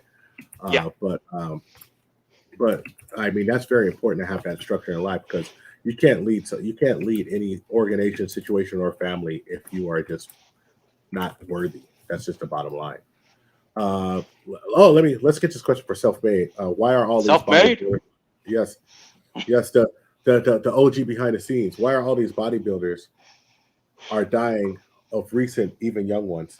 I have an opinion why Okay. they're dying recent, and I could be wrong, but you mentioned about changing your body, but you're changing your body in an extreme way, whether it's with most likely with or without testosterone or additives or human growth hormone or whatever. But You say PEDs because there's a PED. wide gamut of different chemicals Right. that you can use to get yourself into those professional proportions. But I'll say this: a person who's that extreme to do that is also extreme in a lot of different ways. I mean, like you just said, getting down to 5% body fat. What if you do that 3 times a year? I know fighters only do that once a year or twice a year. So if a fighter strips down to that once a year or twice a year, and then they rehydrate before they fight, but imagine a bodybuilder strips down like that and performs like that. That's a lot of stress on your body. A lot. Exactly. And so that's what I think. That's the same reason. It's the same reason why professional football players and some of them that I went to college. Yeah, Deke Little's good. Some that I went to college with. What Deke Little's some that I went to college with are actually not around anymore because of that nature, because of going so extreme for so long and punishing yourself so long that you just don't. You got to give yourself a chance to recover, and that's just my opinion. Yeah, you make a really good point, Grover, because this phenomena really started more in the late 90s when bodybuilders were getting much larger due to more wide range of PEDs, as well as the use of human growth hormone and insulin, where they can actually eat a lot more food, and insulin really helps them be able to like balance out their glucose levels, as well as that's why like a lot of them, like these guys that are like 300-pound monsters, they can eat a lot because of the insulin that they use, because insulin's a really good anabolic receptive agent, and that's why a lot of them use insulin. But at the same time, that can be very dangerous. There was like a bodybuilder a couple of years ago who he died technically choking on his food from force feeding. It was Dallas McCarver, but they discovered like his body had large amounts of insulin. So a lot of these guys are literally force feeding themselves. But I think it's because you're seeing a lot of these guys now in their 40s. A lot of these guys in the 40s dying off because of, in my opinion, force feeding, because they have to eat 5,000 calories a day, as well as human growth hormone and the introduction of insulin. So that's why those guys are getting huge, is because of insulin. That's why a lot of the bodybuilders from the 70s and 80s, like Lee Haney's era, is a legend, are much different than the guys that you've been seeing since like the late 90s, where they look like balloon whales, basically. It's because they're force feeding themselves, and it's really dangerous, because now there's a lot more different types of drugs since the late 90s than there was like in the 80s and the 70s. So, and I think the main concern though is that with all these large amounts of steroids, it has a really huge effect on their heart, because their heart does enlarge. Like people say, oh, you take human growth hormone, it's going to enlarge your organs. That technically is not true. But it is scientifically proven that taking large amounts of steroids for 20 years will enlarge your heart. And more heart, if you're much larger, if you're 300 pounds, your heart needs to pump more blood, right, to be able to sustain that kind of weight. And that's why these guys in their 40s now are dropping like flies. That's why they say you're not seeing 300-pound, 60-year-old bodybuilders walking around. So it's that's why, like, I really think like these guys, they just need.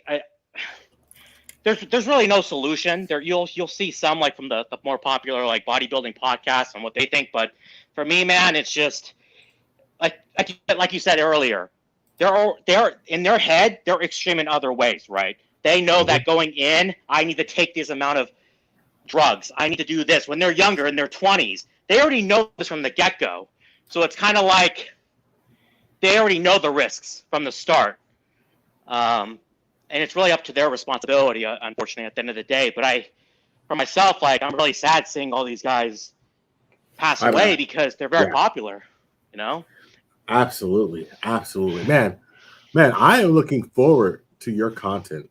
You just dropped, it seems like you have a deep knowledge and an understanding of bodybuilding, and look, I'm a novice to it, so I don't want you to I don't want to come off like, hey, I know this or that. I'm a novice to jujitsu, man. All I watch is like, oh, let me watch the Joe Rogan podcast to figure out. I'm just kidding, but but I like you doing combat sports. I find that really fascinating. All kinds of different sports, the mental perception and attitude, in sports is very, that psychology, right, is so intriguing to me, and people need to talk more about it.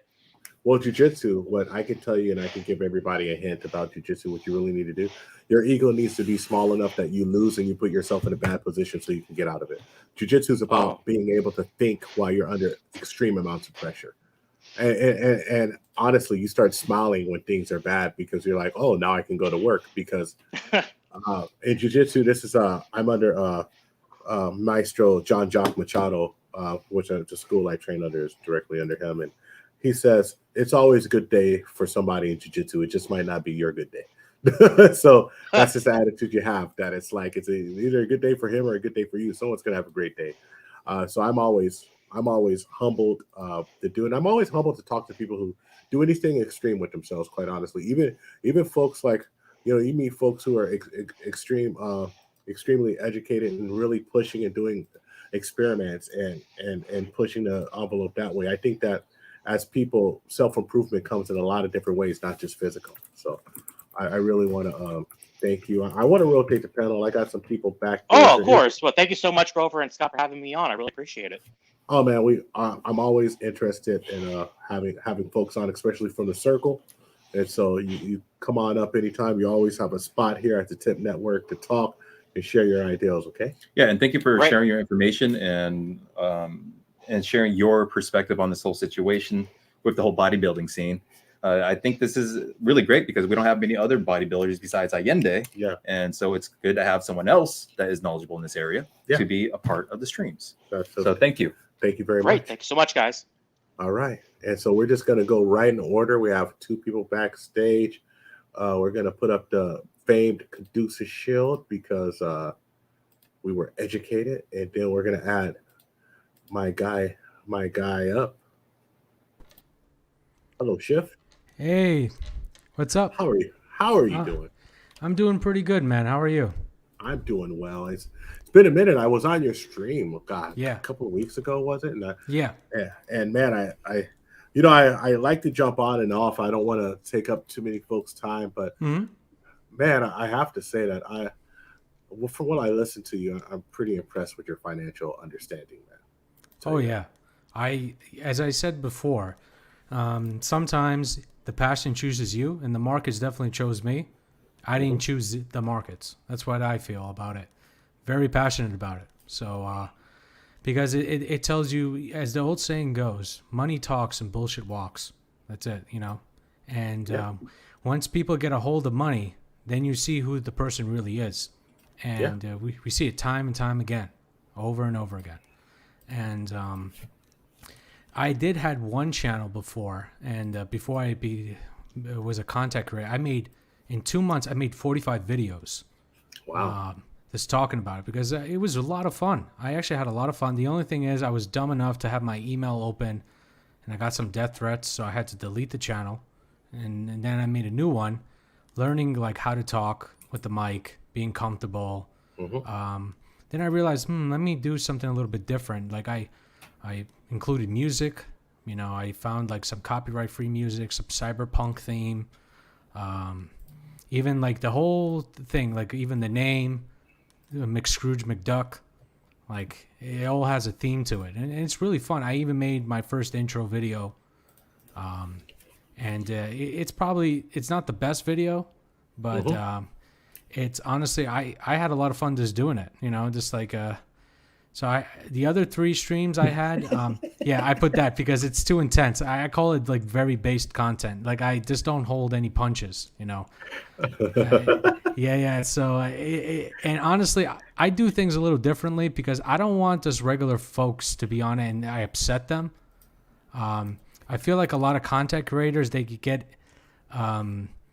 become a slave to their audience instead of actually creating art. And I view it like a trading journal. This is my art. I want to spread a message. That's all. I even tell guys, I'm not your friend. I only want you guys to respect the trend because everything else is respect the trend and everything else is your foe. You know, this, and that's a powerful message because a trend in motion is pretty much unstoppable until it ends. You know. Well, I think that financially, that's what you want, right? I mean, if you were making videos on like babysitting or something, I would say that's probably a little harsh approach, but we're talking about dollars and cents, right? So yeah. So like we need a harsh approach. I mean, you should hear some of the lessons my grandfather and my father told me about spending money. And I had one of the best. I tell the story quite often. I had this guy who he became a mentor of mine because he was an older gentleman. He was a survivor. He was a World War II survivor. He was a very young kid when he was in Germany. He was happened to live across the street from the Safeway that I was an assistant manager of. And he had he was like a VIP customer that used to have to. So I used to deliver his groceries for him. He wanted me to deliver his groceries. And I was like so upset. This guy wants me to deliver his groceries, right? You know, like who does he think I am, right? So of course I'm a young cocky kid. I think I'm hot, whatever. And one day I delivered groceries. I'm about to go out and I have this nice shirt. And I said, yeah, man, I got a good deal. You know, they gave me certain percentage off to get the shirt from Macy's. And he said, yeah, what'd you have to do? Get a credit card? I said, yeah. He looks at me and said, with your stupid ass. First thing he says, right? And I was like, damn. I'm like, this old man talking to me like my dad, right? And then he says, so this is how much it costs. And he gets a piece of paper and he shows me with interest how much it costs. And then he tells me, here's a tip. Go pay it off right now. He's like, that's your tip for delivering it. Go pay it off right now and don't use that credit card. The interest rate's too high. I mean, the interest rate was something ridiculous. Like, I think there's a cap on interest rates for a credit card in California. Now, I know you live I know you're abroad, if I remember correctly. I don't want to say where because I'm not into giving away your information, but I know you're abroad. Well, I think there wasn't a cap, and I swear to God, I think the credit card was like 37% or something just off the hook. It's ferocious, those credit card companies. It's this disgusting, the marketing and gimmicky practices they use. And a lot of people, unfortunately, they try to live a lifestyle they can't afford. When really, what do you really need as a person? Like shelter, food, a shower, good company. Like, what else do you really need? Like, everything else, like what I notice in the West in general, like I feel like people get in that trap, like trying to impress others. And that's where you make a mistake. You just try to impress yourself, right? That's what you need to impress. And then everything, once you know yourself, then you can help others. I seen a lot in these spaces there. These guys they're trying to give out information, stealing others' content and stuff, but their life is a mess, you know? And their channel just loses the message. It's not about quantity, it's about quality, you know? Deep understanding. Does it sacrifice like you not having a wider audience? Yes, but you have a more engaging audience. You have a more thought-provoking audience. It depends on your content, of course, because some, you know, if they're gaming channel or some other things, then that's fine because they're watching something. But when it comes to finance, you have to respect it. It has to be deep. It has to be something different because now everybody's a cookie-cutter stock trader, which is like it blows my mind. They don't know anything. They're just reading news headlines. And the news don't make the trend. The trend makes the news. Like, that's why I don't even care. Like they said about Bitcoin, there's like dark triad traits of if you trade Bitcoin. I'm like, no shit. The market is the greatest manifestation of fear and greed. It's basically us. We make the market, and it's like and it shows. Like it's ferocious. It's survival of the fittest. You know. Oh, hold on one second. You like this guy? Oh yeah, no, I love it. I just want you to know that right now, Scott's absolutely loving. Yeah, because I was like, oh, which genre are we talking about? But now I know it's about finance. Like that's most of the content that I consume is finance as of recently, and like like this. I'm gonna bring up this one channel real quick. Like, let me bring him up. Oh, Invest Answer. Have you heard of him? Invest Answers. I honestly don't even know who he is. So well, he does he's basically calls what you're backing what you're just saying is that the market's a blood sport. So he's really against other financial creators talking about like a lot of hopium and pushing out that specific message. You know, like with AMC or Shiba Inu, the Dogecoin channels. And it's crazy how many people allow their emotions to be really tied up into the markets. And that's when they get wrecked financially, because investing, from what I've learned, and you can correct me, is it's a purely logical game. It's quant driven, based off of analytics. So sometimes it's not, because here's the thing about a nuanced point of view, and you know, the old way of thinking, you know, like Wall Street firms and like quant trading, you can make a lot of money doing that. But the thing is, though, markets always surprise people. It's always like, what the hell happened? And that's because, you know why? Because we make the market, and what do we get ruled by? Emotions. Emotions, yes. Yes, and that's why I learned about psychology. You know, sentiment. What is the crowd thinking? There's bulls, bears, and neutrals, and then there's the real bulls. Then there's the fake bulls. Then there's the real bears and the fake bears, and then there's the neutrals who are scared shitless to go in, and that all ties in.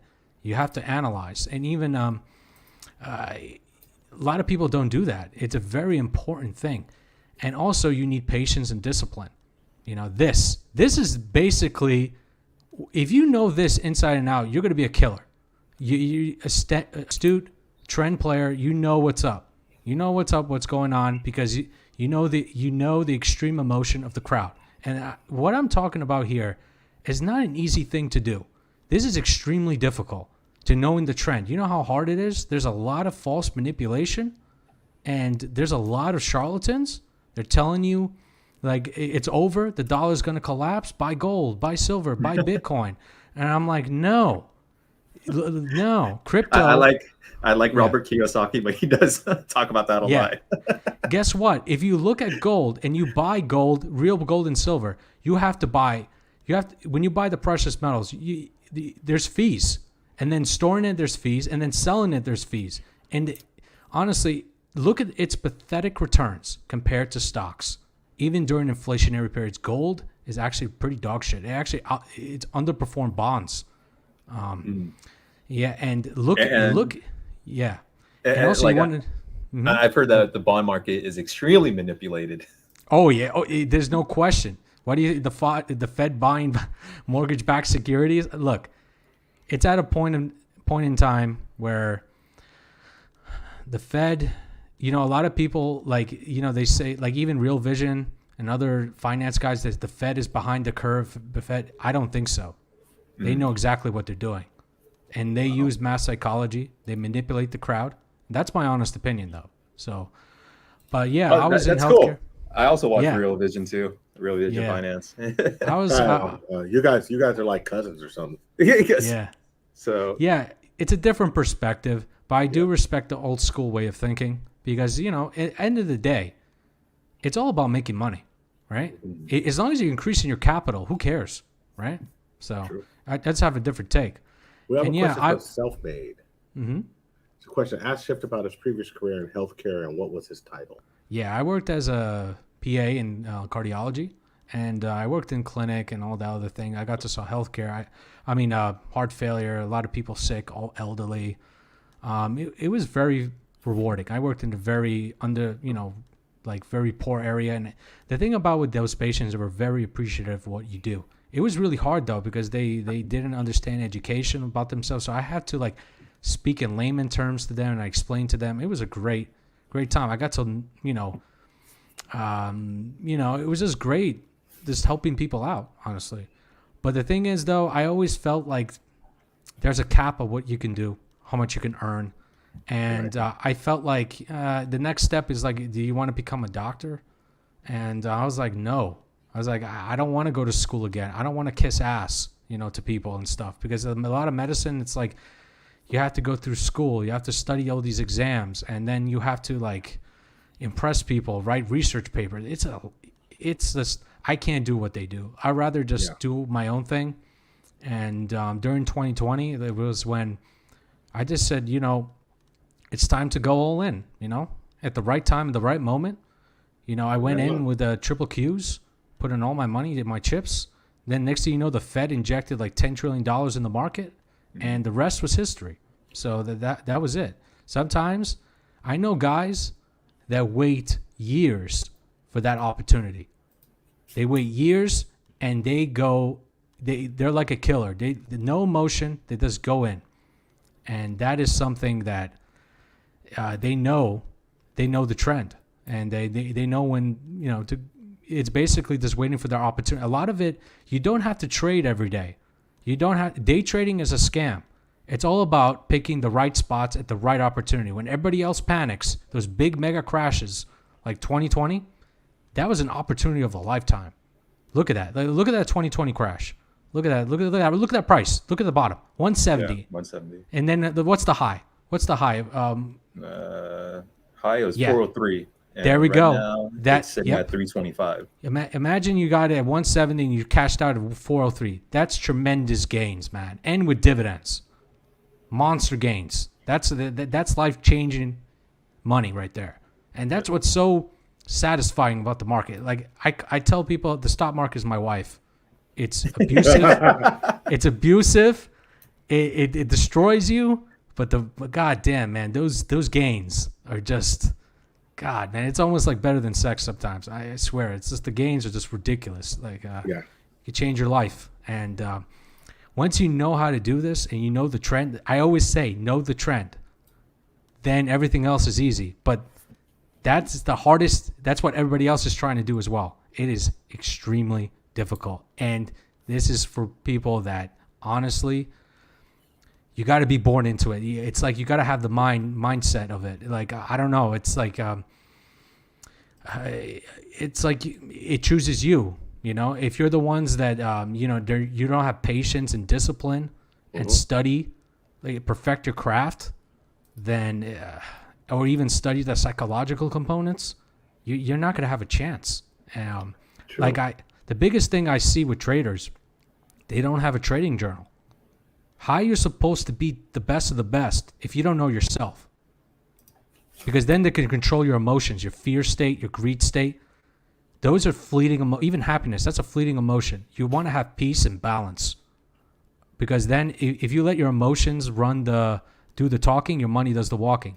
Now this guy right here, in my honest opinion, I honestly, I don't like what he does because you can't teach technical analysis. This is cookie cutter bullshit right here. You need to customize your own indicators where you could see a pattern better than everybody else. It's like Picasso. Trading is an art. And you could have 5 people pull up a chart and they could be 5 different interpretations. But it's up to you to spot the pattern that nobody else can spot. And that's why people don't share their, I'm not going to share that. But I could talk about topics that could probably maybe nudge people that they want to get interested in it.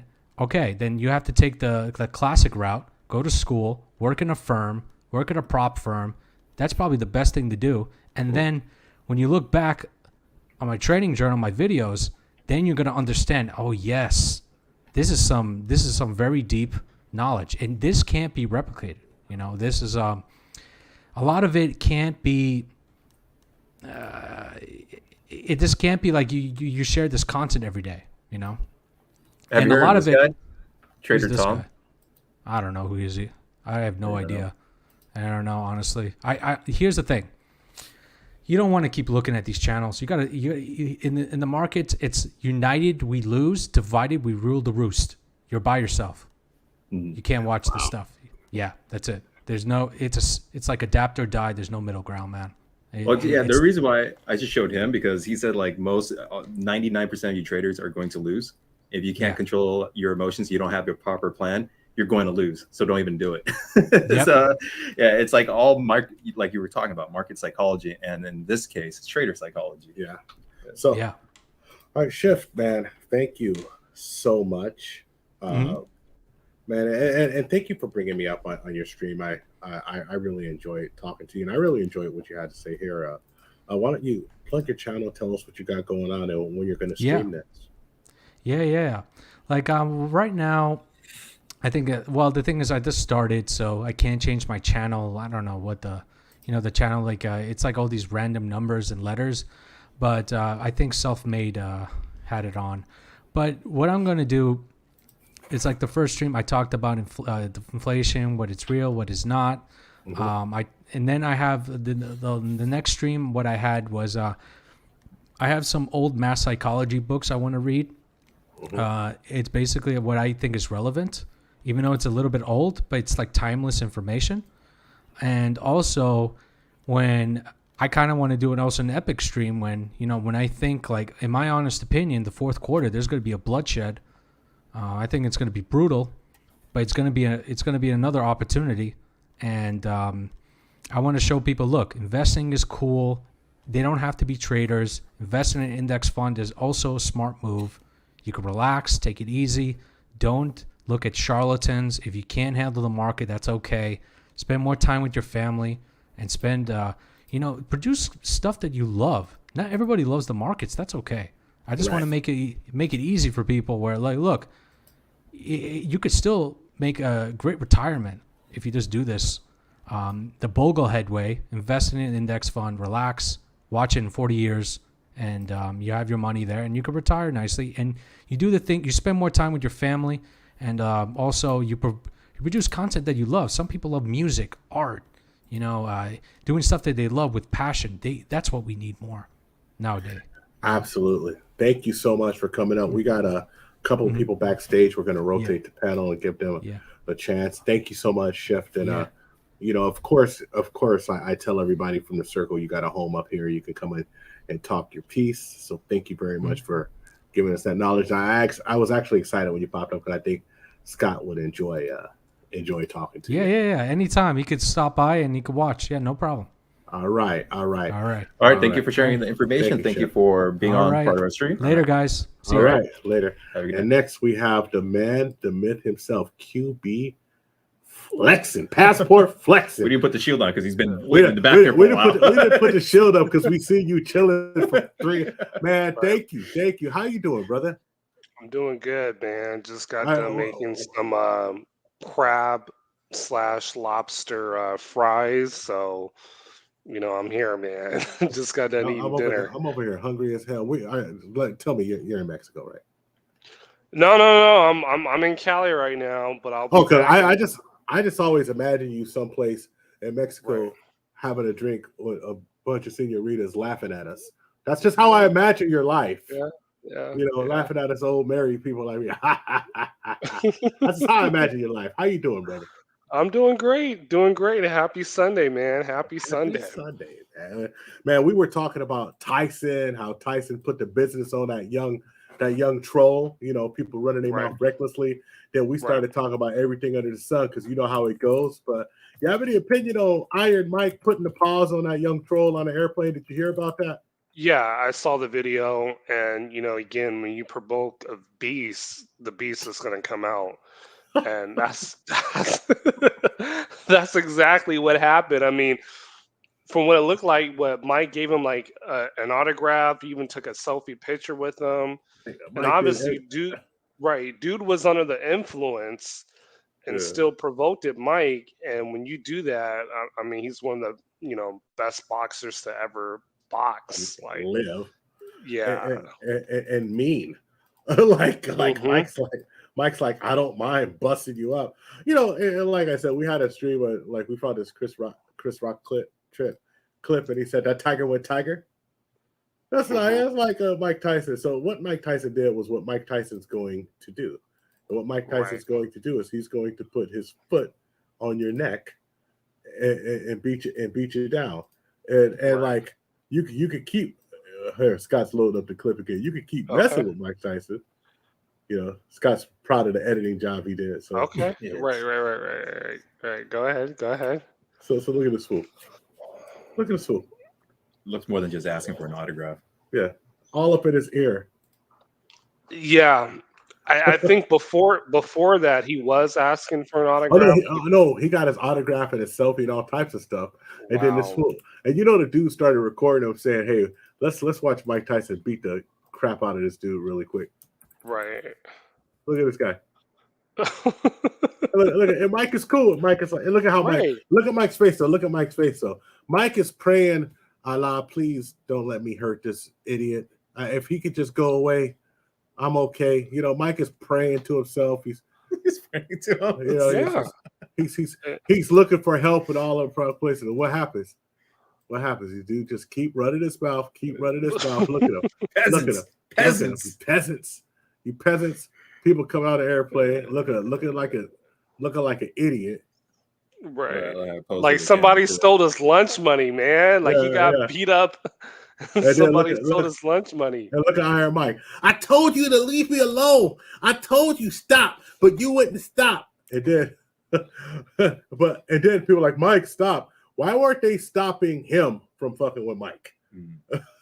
That's the main. Why didn't somebody go to and say, excuse me, you do understand that man told a reporter that he'd hump him and make him love him. So I wonder if there's even a case for Mike Tyson and his management crew to bring up a lawsuit. I would sue the airline if I was Mike. Yeah. If I was Mike, I'd sue the airline.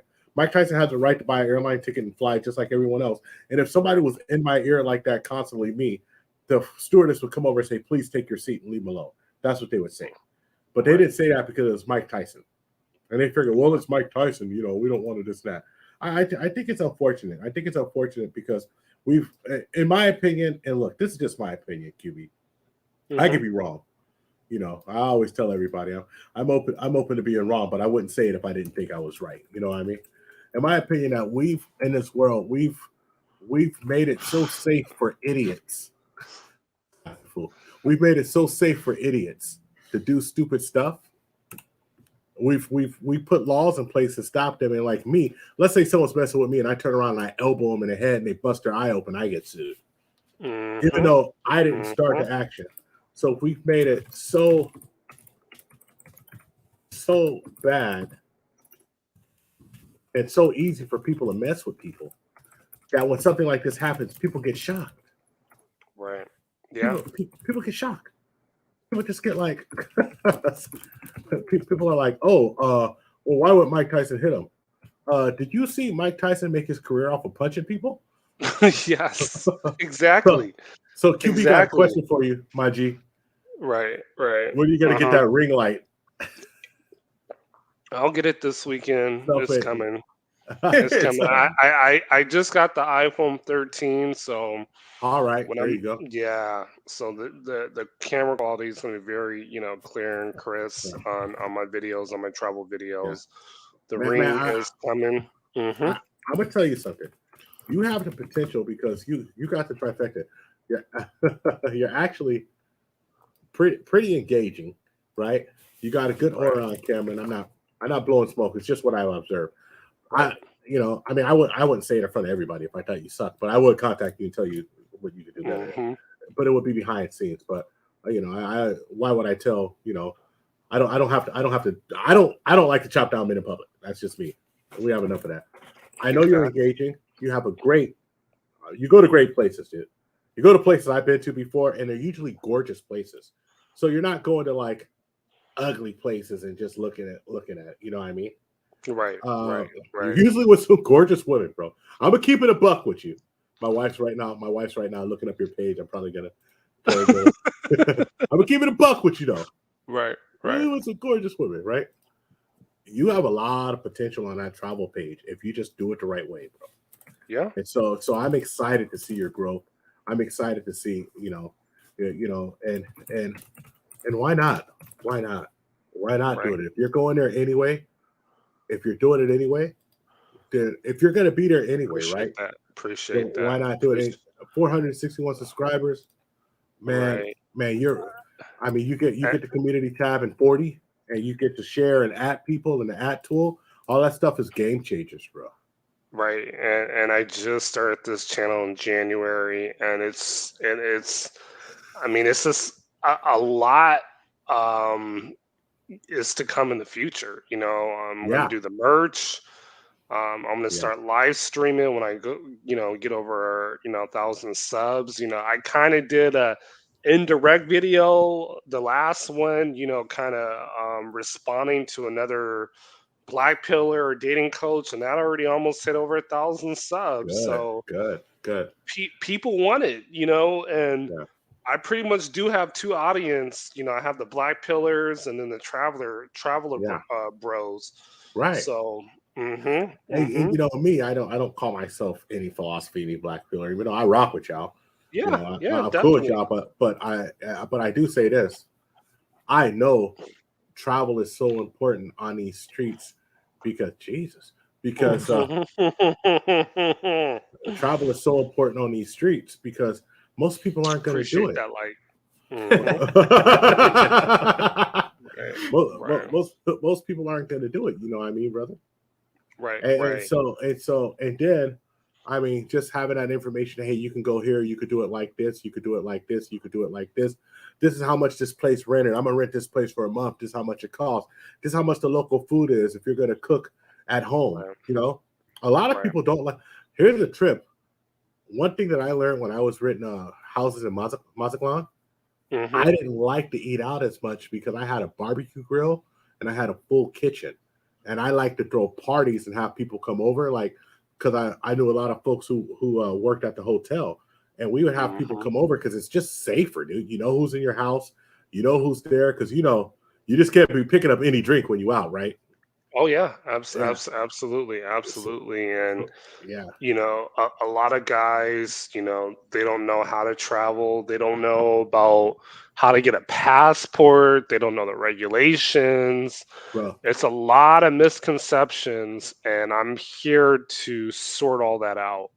Man, Social mhm. man, get out the social Right. master.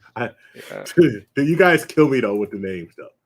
But Oh yeah. hey, whenever you start, especially when you're breaking down that education, come back for our we're kicking it around at least once a month, but every other week Okay. maybe a travel stream where we talk about the ins Nice. and outs of travel. Like Yes. I'm working up Yes. like how difficult it is. It's actually difficult to get property in Thailand and in the Philippines if you're not Thai or Filipino. So a lot Right. of folks, they want to travel, and I know they want to get that gold pill experience where they're like, "Hey, I've saved my money. If I'm good and I'm out, right?" Right. But are you okay with renting for the rest of your life? Are you okay with this for your rest of your life? Are you okay with this regulation, Facts. that regulation? I want people to know, Facts. man, you a fool in your oh, come Jeez. on, man. Yeah, yeah, yeah. It gets a little X-rated right there. Yeah, So yeah, come on yeah, now. Come yeah. on now. You have to understand. This is king receipts right here. This is the king Right. of the receipts. Mm-hmm. Mm-hmm. Jesus. Right. And the thing is, you know, I kind of post the women. I sprinkle it with them, even though Hold on it's a a good. second. Hold on a Oh, second. go ahead. That's more than a sprinkle, you motherfucker. Yeah, it is. I No, mean, go on. it's a good thing and a bad thing. The good thing is like, okay, guys know, all right, if I'm not getting what I want here dating wise in the States, Mhm. you can definitely get it overseas. You can definitely get it overseas. Word. Um, Now the negative is like, okay, they want to expect that in every video, you know, because like for example, my Veracruz video, that's mainly just me showing the city, showing the state. I mean, I might have a receipt. I mean, I went out twice that night, but it's not like receipt heavy, you know. Uh, uh, uh, Um, get at me backstage. Get at me. Hit me up on the gram. Right. mhm. Connect with me. I was actually thinking about a content strategy for you to make this so you can do both. Right. And Okay. really and understand when I'm gonna talk to you about this, I'm gonna talk about money. If I know Right. all the people who don't want to do it for money, that's cool. I'm gonna come with Right. money ideas. If Yeah. it's not your Yeah. thing, that's fine. But I No. mean, especially for you, you appeared on the stream, and I know you're in a circle. I definitely could share an ideal that I had because I actually thought about an ideal for you when I first seen the page with the Yeah. mamation. I was like, Yeah. okay, this dude is crazy enough to do it like this. Let's do something else and make sure Mhm. that you get your money. Right. So Right. just hit me up and we'll talk about that, my Yeah. brother. Okay. No, I appreciate that. I appreciate that. So yeah, the next video coming up on the channel is going to be Monterey. I'll be in Monterey Wednesday. So I'm going to make that video and then I'm going to follow up with Mexico City. Monterey, Mexico City, cool. Yeah. Mexico City is the largest or second largest city in the world. I believe it's the largest or second largest city in the world. Yeah, it's larger than New York. But it's either Mexico City or Paris. Yeah, I think it might be Paris, but it's Yeah. up there. Yeah. But that place for everyone watching, if you definitely want the non-pro experience, when I mean non-pro, We know what you mean. right? Lots of local women in Mexico City. Lots of opportunities there. So definitely good place. Hold on. We got Caduceus. He put something that was just for you. Oh, what up? I appreciate that, Caduceus. Sub to his channel, by the way, too. The Vital Oh, yeah. Message. Yes, please use Mhm. this slogan. What TripAdvisor won't tell you. That is the look. Look at it's the 400-pound Grover. So, Man, we have somebody back there. Do you want to add anything else before we leave? Yeah, so basically, QB Passport Flexin. That's the YouTube channel. IG is QB Willie B. Hit your boy up. Consultations or tour, or any information you want to know about traveling. And then outside of Mexico, I got a trip coming up to Guatemala City. That will be at the end of May. And Grover, man, I appreciate y'all having me on here. Oh, bro, you got a home. Come up and share that information, with the folks, because a lot of people they're not going to travel, or they're on the fence. They're worried about it, and a lot of brothers are worried about how they're going to be perceived when they go places. That was like the biggest hang up I ever had. Brothers traveling, bro. Right. Absolutely. Of course, you like 6'9" and looking like Baby Shaq. You 6'9" looking like Kobe, so it's a little different. Yeah, it is, man. It is. Hey, I remember when 6'1" was tall. All right, I was 6'1", walking around like I was somebody. Right. But man, thank you for coming up. And yes, we will have you up again. We'll have a travel show. A matter of fact, if you scout on anything about Mexico City, like prices of living and things like that, let us know, man. Put something together. We could do a QB tip collab, especially if it's on our travel thing. What do you think about that, Scotty? Yeah, for sure. Yeah. Since you're taking now, I might have to go run out to see QB flexing, and so you can show me the ropes over there. See, Ooh, I'm off the market. So, all right, so listen. Right. Please don't let Scott. No, please don't let Scott. Just don't let him go too crazy. Okay. Scott over here acting like he's all this nice little Asian kid, right? I've seen it. I've seen the horrors. Hey, and just to let you know, Scott, I got an Asian homie from the Bay living in Mexico City full time, has no problems with the local women, bro. Yeah. None. Scott, I'm not surprised. I mean, if he's from the South Bay. None. And no, he's from Frisco, actually. From Frisco. He rents out his house. Well, no, he's on rent control, so he can't rent it out. So I mean, he's keeping it, but he's been living in Mexico City for 2.5+ years, and I saw his receipts, and I'm like, wow, okay, nice. The receipts, absolutely. Well, look, definitely. I mean, that would be dope. Scott, go there, bring the camera, film everything. Yes, yeah. Dude, you don't know. Scott be out there commando style with like 15 cameras. But look, we're gonna rotate the panel. We got one more back. Okay, cool. I'll get at y'all. All right. Thank you. Get at me backstage though, for real. Okay. Okay, no doubt. All right, cool. All right, thank you for appearing on the stream. Yeah. Thank you, QB. We'll be doing a collab later on. QB Passport Flexing. Please sub to that channel. Let's bring up. Technically, it would be part 2 for us collab. It would be part 2 because he was on the travel stream. Yep. And we got Deke. Wait. Before we bring up Deke, I want to do a shout out to I Don't Care Productions. I like to hear stories about women who are appreciative of good. Hey, I Don't Care Productions.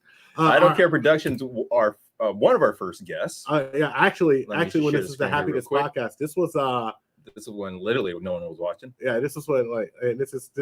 Let's show a picture of the 400-pound Grover, please. Reset that. Boom. Look at that 400-pound Grover. Episode number 5. Nobody told me I was that big. All right here. Yes, that is Mr. Matthew Abaya, director of Vampiriah. Vampiriah, local Bay Area movie maker. And you know what? I remember that stream was crazy because the place we were gonna film in was absolutely kind of shut off and it was too noisy. And so we went and we filmed in his garage that night, dude. And Matt was hella cool about it. I've known Mr. Abaya for over 25 years. Easy. He made this vampire film, Vampiriah. Oh, flashback. And it was super cool. Hey, shout out, Matt. Shout out, dude. Man, and you know what? You've been rocking with us since we had 2 subscribers that wasn't us. So that's you're the man, dude. All right, you're the man. So we're gonna bring up Deke. Let me remove that. Hold on. Screwing up here. Deke. Whoa, let me tell you, baby. What's I up, have man? wined and dined with kings and queens. I remember living in back alleys eating pork and beans. Y'all know what that is. That's some Dusty Rhodes for you, baby. Yes, yes. One of my favorite wrestlers growing up. Actually, my dad's. Then in turn became mine. So I slept both of the bad guys, but so my favorite. Yeah, so you're a Dusty Rhodes fan. Heck yeah, dude. Been a huge fan so for years. So I could go deep with you. All right. So when I started watching, so everybody loved Ric Flair, and I had to say I love Ric Flair, right? I love Ric Flair. I was a big fan of Dusty Rhodes, but actually I didn't get really into wrestling. It didn't get to me until the Road Warriors, Animal and Hawk. They were. I loved them because they look like Raiders fans. Oh right? Yeah, pretty the much. Rock. Yeah. All right, so here's somebody who's unknown. The Rock and Roll Express, that people didn't know about the Rock and Roll Express. Yep. Yeah. The British Bulldogs is my favorite. I'm talking tag team. Nice. I was a big fan of Nikolai Volkov and the Iron Sheik. I was a fan of them. Oh my God! And they would always fight Roddy Piper and Mr. Wonderful Paul Orndorff, and then Piper betrayed Orndorff, and they started fighting each other. But my favorite wrestler of all time was Piper. Piper was my favorite because he is like the one guy who, sorry to cut you off. He is the one dude who understands the nuclear heat. He lived his gimmick, like literally. Yes. Yeah, that's but what you got. The thing why I like Piper, so a lot of people know, like I talk about martial arts, but I actually started doing catch wrestling when I was younger, and Piper was actually a shooter where he could actually do it. Only people who could really do everything and people who could really do all of the moves and really hurt you and submit you. Piper was a shooter, and the Sheik was a shooter. I heard he was a national champion. He was an Iranian national champion. There was other people who could shoot, but they weren't as good. Piper was super good. I'm sure there's other people I don't know. Yeah. So that's crazy. I never get to talk about this stuff. Only time I would ever get to talk about this is if I was talking to Sensei Eric Paulson, who's my catch wrestling coach, my combat submission wrestling coach. So that's awesome. Amazing thing I did once. I'm gonna probably soon expose it. Back in 2006 to 2008, I did like the independent wrestling scene up in North PA. I actually trained. Yeah, I did it for the federation I was part of. It was called PCWA. There's a video on YouTube that I'll be soon putting up that shows me the battle royale. I mean, I get my few bad guy licks. I get tossed out the ring. So you look forward to that soon. Man, that's dope. So, and something else I noticed that you've been playing music. Oh yeah, I didn't know you was a musician. I as a kid, I played jazz until I was a young teenager, man. A young adult. Until my mid-20s, I played jazz. I actually toured Japan when I was 18 years old, the summer 18, with a jazz ensemble. So I played trombone. Actually, I looked at you on the gram and I see you singing and playing guitar. I was like, who is this? Is this Deke? Right on, man. Right on, brother. I'm a part of a family of musicians. You know, I was the one that was least likely to become one, but I picked up. I have a legendary story. It's unbelievable. Let it go. I literally found this was 2011, 12. I ended up becoming like homeless or whatnot. I had a bad situation. Wow. One day I got prayed for at a church. I'm riding down, going to go to like the soup kitchen and whatnot. This is downtown. I'll expose this Harrisburg, PA. Mm-hmm. What happened is I literally found my first acoustic guitar in the street, about to be ran down by cars. And then from that was age 31. I've been playing ever since.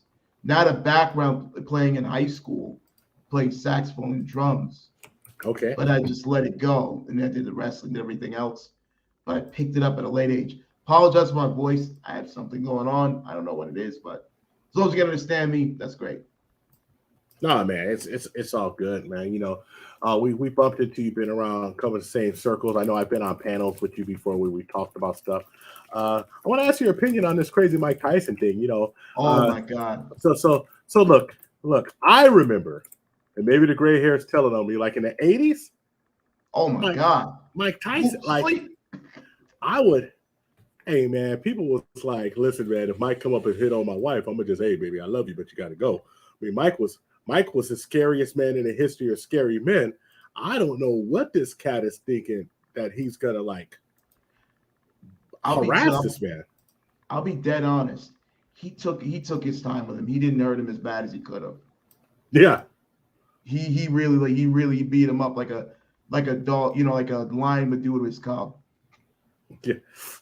He just taught him a lesson. Yeah, he sunned him. But like, and he called him light jabs. Good God. But here's the thing. Let's ask you this question from Self-Made. Ask him about the church and how you became a deacon. I didn't know. I just called you Deke. I thought that was a nickname. So tell me about how you became a deacon, sir. My parents were preachers for years. You know, it used to be called. There was a ministry they had for a little while. My stepdad, and my mom. Then they broke up. Then I went to a church that was out in Harrisburg. So everywhere I went to, I ended up becoming a deacon because I was very like reliable. You know, I would teach Sunday school. So I wasn't the greatest scholar, but I did a lot of that. Right. You know, through the years. Like I stopped going to church around, you would say like probably 2017, because that church had closed up. And you know, from that point on, it's been roaming the wilderness, they say. Mm-hmm. But yeah, I definitely was trained to be a deacon in multiple churches. Man, I grew up a strict Southern Baptist family. Oh yeah. And so like I was telling the story, I still teach martial arts on the weekends. I got some students I teach, and this one kid, he's from his family's from I believe El Salvador. I want to say El Salvador and Guatemala, but it's from El Salvador, right? Oh no. And talking to the mom, and she's like, "Yeah, we just went to church for 2 hours." So like I know, right? You already know where I'm going, right? So I have them from they come and they're my class from 1 p.m. to 2 p.m. I teach two brothers. They were getting in a little trouble. So like a lot of people bring their kids to me when they're getting in trouble. I give them some tough love. I give them a lot of exercise. And I talk to them while we're working about like, what are you doing? How do you do it? Like exactly. Because especially young men, I always tell them like, young men, you have an expectation to be better than other people, especially young Black and brown men. And I don't care what anyone says. It's just my experience. And I have to be responsible for giving my experience to them. So I'm looking at these young brown brothers and I'm like, listen, y'all can't go out here acting the ass. You have an expectation. They already think we ain't nothing. And so I find that's the same things like my dad, my elders, my grandfather, my pastor, everybody used to tell me because I was a knucklehead, right? So now I'm trying to pass it forward. And it's great because I actually get paid to do this now, right? But I was telling them, okay, so I told them, so at 9 a.m. I used to go to church, 8:30 to Sunday school, 8:30 to 10. Then from 10 to 2 was service, right? And then we came back and we came back at 6, and from 6 to 8 was evening service. Yeah. Now on Wednesday we had choir practice from 6 to 8. On Thursday we had young people meeting from 6 to 8. And on Friday we had volunteering from 6 to 8. Now we didn't have to do that on Saturday, but normally Saturday my parents had me working anyway. So I was like, we spent a damn near part-time job in church, and that's just how that Southern Baptist is, you know. I was literally with the pastor I was last with. I was like on call like crazy because I had to open the church, I had to be there, I had to make sure the money was good. I did offering, I did a lot of stuff. That's awesome. In fact, I used to do the sound at the church and help them produce like his album and CD. God knows what he did with it. You know, he ended up getting a deal and something fell out with it. All power to him, you know. So, you know, I helped him produce the CDs with the CD machines. Did a lot. And also, I played acoustic guitar in the church, so I was a worship leader at the same time. Excellent. So I wore a lot of hats. So I let went me. from. Yep, go, Oh, yeah, I'm sorry. go. I'm sorry. No, Please go go ahead. on. Please go on. No. You go. I was. I was gonna say I had to go from singing "You Better Heist Up Your Window" to Hill songs, and I'm like, I need you more. Is this the simpiest song? Never mind. So I went through different dynamics from the sweating pastor and hooping at 3 o'clock in the afternoon, locking the door for offering, to hey, how you doing, guys? We'll be done in 3 hours. Really? We can go home. I'm looking around like, we done? We get to leave? Well, you know, we got the pastor to say everything 3 times. Oh yeah. And you don't know that God sees what you're doing. Now, what did I say? I said he sees what you're doing. He sees what you do. It's like, all right, now this is why it takes so long, because you're gonna say everything 3 times. We're gonna be here to, until I'm trying to make the football game. You know football on Sundays. And you know who got to watch football? My dad, because he used to send me to church. I'm gonna stay home today. I don't feel good. Yeah, I don't feel like give me $10 to put in the plate. That was my stepdad before he got saved. And also he got saved, he was living there, playing drums. It was wild. Like all my brothers, like they all, became producers, whatever, what they were doing with themselves. They made their music groups and everything. Me, I kind of stayed aside and just served and kept serving. So like you make secular music, or are you doing mostly secular? Mostly secular. Okay. I have, there's always a gig, I'll call it gig, but there'll be a time like a church calling out play like guitar for them or whatever, which I don't mind doing. I've got approached a couple times to do it, and I'm like, okay, no problem. I'll go out there and play. I don't mind. They're looking at them, give me money. I'm like, no, I'm okay. Well, on second thought, you know what I mean? Not my youngest brother, he does that too. But go ahead. Your younger does too. We have a question from Blaxican at Deacon Little. What are your top 3 artists that influenced your musical style? At the moment, Thundercat for bass. Thundercat's dope. Bobby Caldwell for his versatility. I know you got What You Do for Love, that guy. Yeah. And also, no, we know Bobby Caldwell. By the way, when I found out Bobby Caldwell was white, it messed my whole life. You were like, up. What? I felt like out of that. I felt like I'll make you laugh. Hall & Oates. I love Hall & Oates. Hall & Oates. Hall & Oates they're amazing artists. They can sing, but Hall & Oates' versatility was amazing because they could do soul, they could do pop, and they could do rock. So that's amazing versatility. And they quit at the top. Remember, they left and they were the height.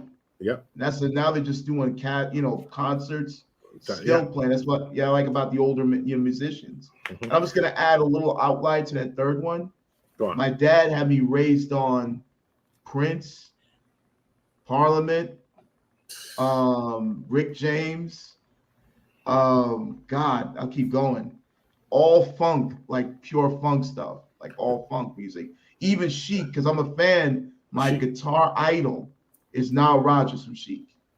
So this is hilarious because you were raised off the blackest of black. You were saying, I was like, damn. Yeah. Prince, and then it's funkadelic, weird. And it's weird. I was just waiting for you to say Chucky Booker. If you had some go-go in there, it was on. Pretty much. I may have heard and picked up on it. Then what happened was the early 90s, I got into rock and roll. I started listening to Elvis Costello. I started listening to who else? What is his name? David Bowie. Then grunge rock came because I'm like 40. So around the early 90s, I'm hearing Stone Temple Pilots stuff. Like, who are these guys? So I'm a cavalcade of, I can tell you 3 top artists, but I'm a cavalcade of different artists. I just borrow from each one that influenced me all the time. Excellent. I find myself listening to Daft Punk or, like mostly disco stuff to keep the rhythm going. But then I'll turn around and listen to jazz like Groove Theory, one of my favorite bands to this day. Groove Theory is dope. Oh, Groove Theory is dope. So tell me, what's your page? I think your channel is pretty new, I think. Relatively. Relatively, or have you just started uploading? How many videos you got? How many videos do you? Oh, you're gonna laugh at those first 2. I was experimenting with the games there. I did the Cope of Coping. This was after we did a long stream with the, with the homies there. Shout out to Caduceus Hold the Truth and Woody Johnson. That was my first like actual stream that I did. The 2322 one, that was an accident. I messed it up. Then I put the jazz idea up. So it's going to grow. I'm actually going to be adding more content. I started putting it more on Instagram a little bit more. I'll start uploading a lot more. Hold a second, Deacon. We have somebody backstage. You need to show your face before we let you on, just for a second. Cam up. Just not what we're seeing here is just not significant, and I just don't know you. So if not, we're just not going to be able to bring you on. So that's a 187 code.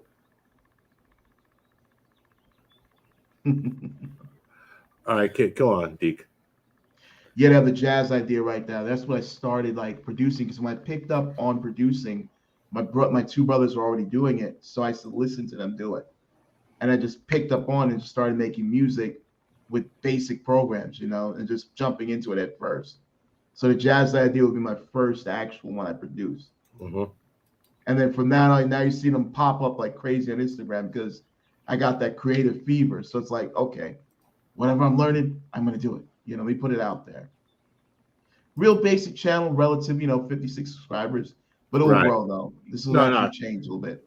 I definitely think it'll grow, especially if you tell your story. If you tell your story and and if it's music, you tell your story and you keep it going, I definitely believe it'll grow. Exactly. And I'm sorry, I'm doxing myself in that picture. That was back in my days working at Sprint. I literally got so many customers that day because I just literally bust out there playing and, kept the gear on and all that. They're doing different music. No, man. Definitely a fun day. Yeah, it's weird. Like a lot of people ask me what my real name is, and I'm like, Grover. So look, Deke, you have any comments before? Well, we still got this one question here that he needs to answer from Self-Made, which is question. Have him give us a pray deacon in his voice. It's awesome. Yeah. Oh God. Here we go. My voice is still that, a little cold, but whatever. How do they pray? Lord, help us in these trying times. They start praying a little bit, let us give us strength. But then all of a sudden, they start preaching, and they talking about everything and nothing at once. They're sitting back. They start getting a little vocal, start singing a little bit because they got the riff. So they're going to get back and want that chicken. And they're going to turn around. They say, I want to go home. No, clench my hand really tight. They start sweating. They start preaching. All of a sudden, everyone's looking at them like, are we going to eat yet? Amen.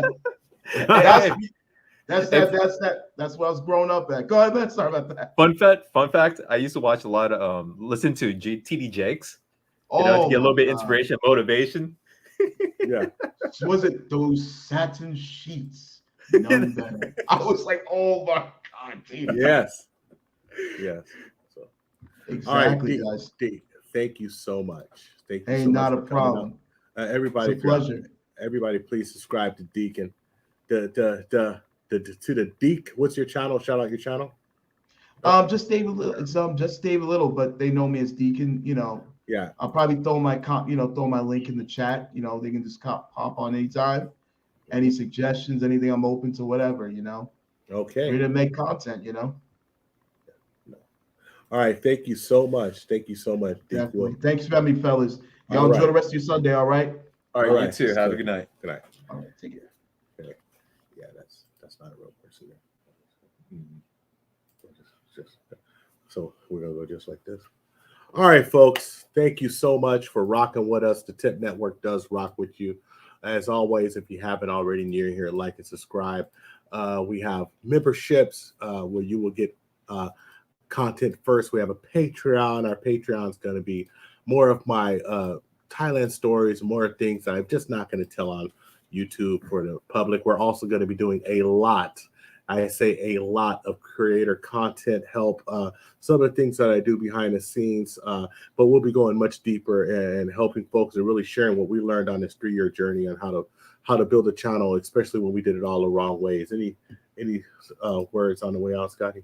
Oh yeah. So basically for the Patreon, we will be creating content, like Grover said, about the Thailand experience. We'll do things about the content creator economy and also more of the technical questions.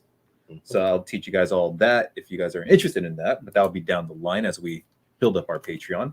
And the tip tube, we're going to be building out certain functions and perks for that too as well. But other than that, I just want to give a shout out again to I Don't Care Productions, Matthew Abaya. Yeah, Matt. Just because he was there.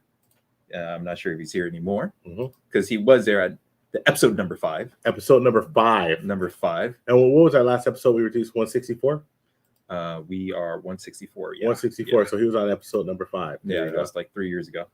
Right. So that is about it. So make sure, well, anyway, if anyone watches on the replay, I doubt they've gotten this far, but they did. Yes. All right. I know you got huge. Thank you, sir. Thank you for the compliment. I'm not sure if that was us to us or David Little, but we'll take it anyway. We'll take it. We'll take it anyway. Also, shout out to you, Self-Made, asking those great questions. And moderating for us. Chat, moderating. Sniping people during the time when Chloe Roma was in the chat. Yeah, so shout out to the Men's Rights Roma Army. Thank you, sir. And the TIP Network will be back at you with another stream this week. But until then, love, peace, and hair grease, and ask yourself one burning question. And what is that, Scotty? Do you got? I'll do it. Can you handle the tip? All right. Boom, booty We're in your out. face. Peace We're out, out, guys. Take care. Later. Thank you for showing up. Yes, thank you. Let me do this thing. Our mic's still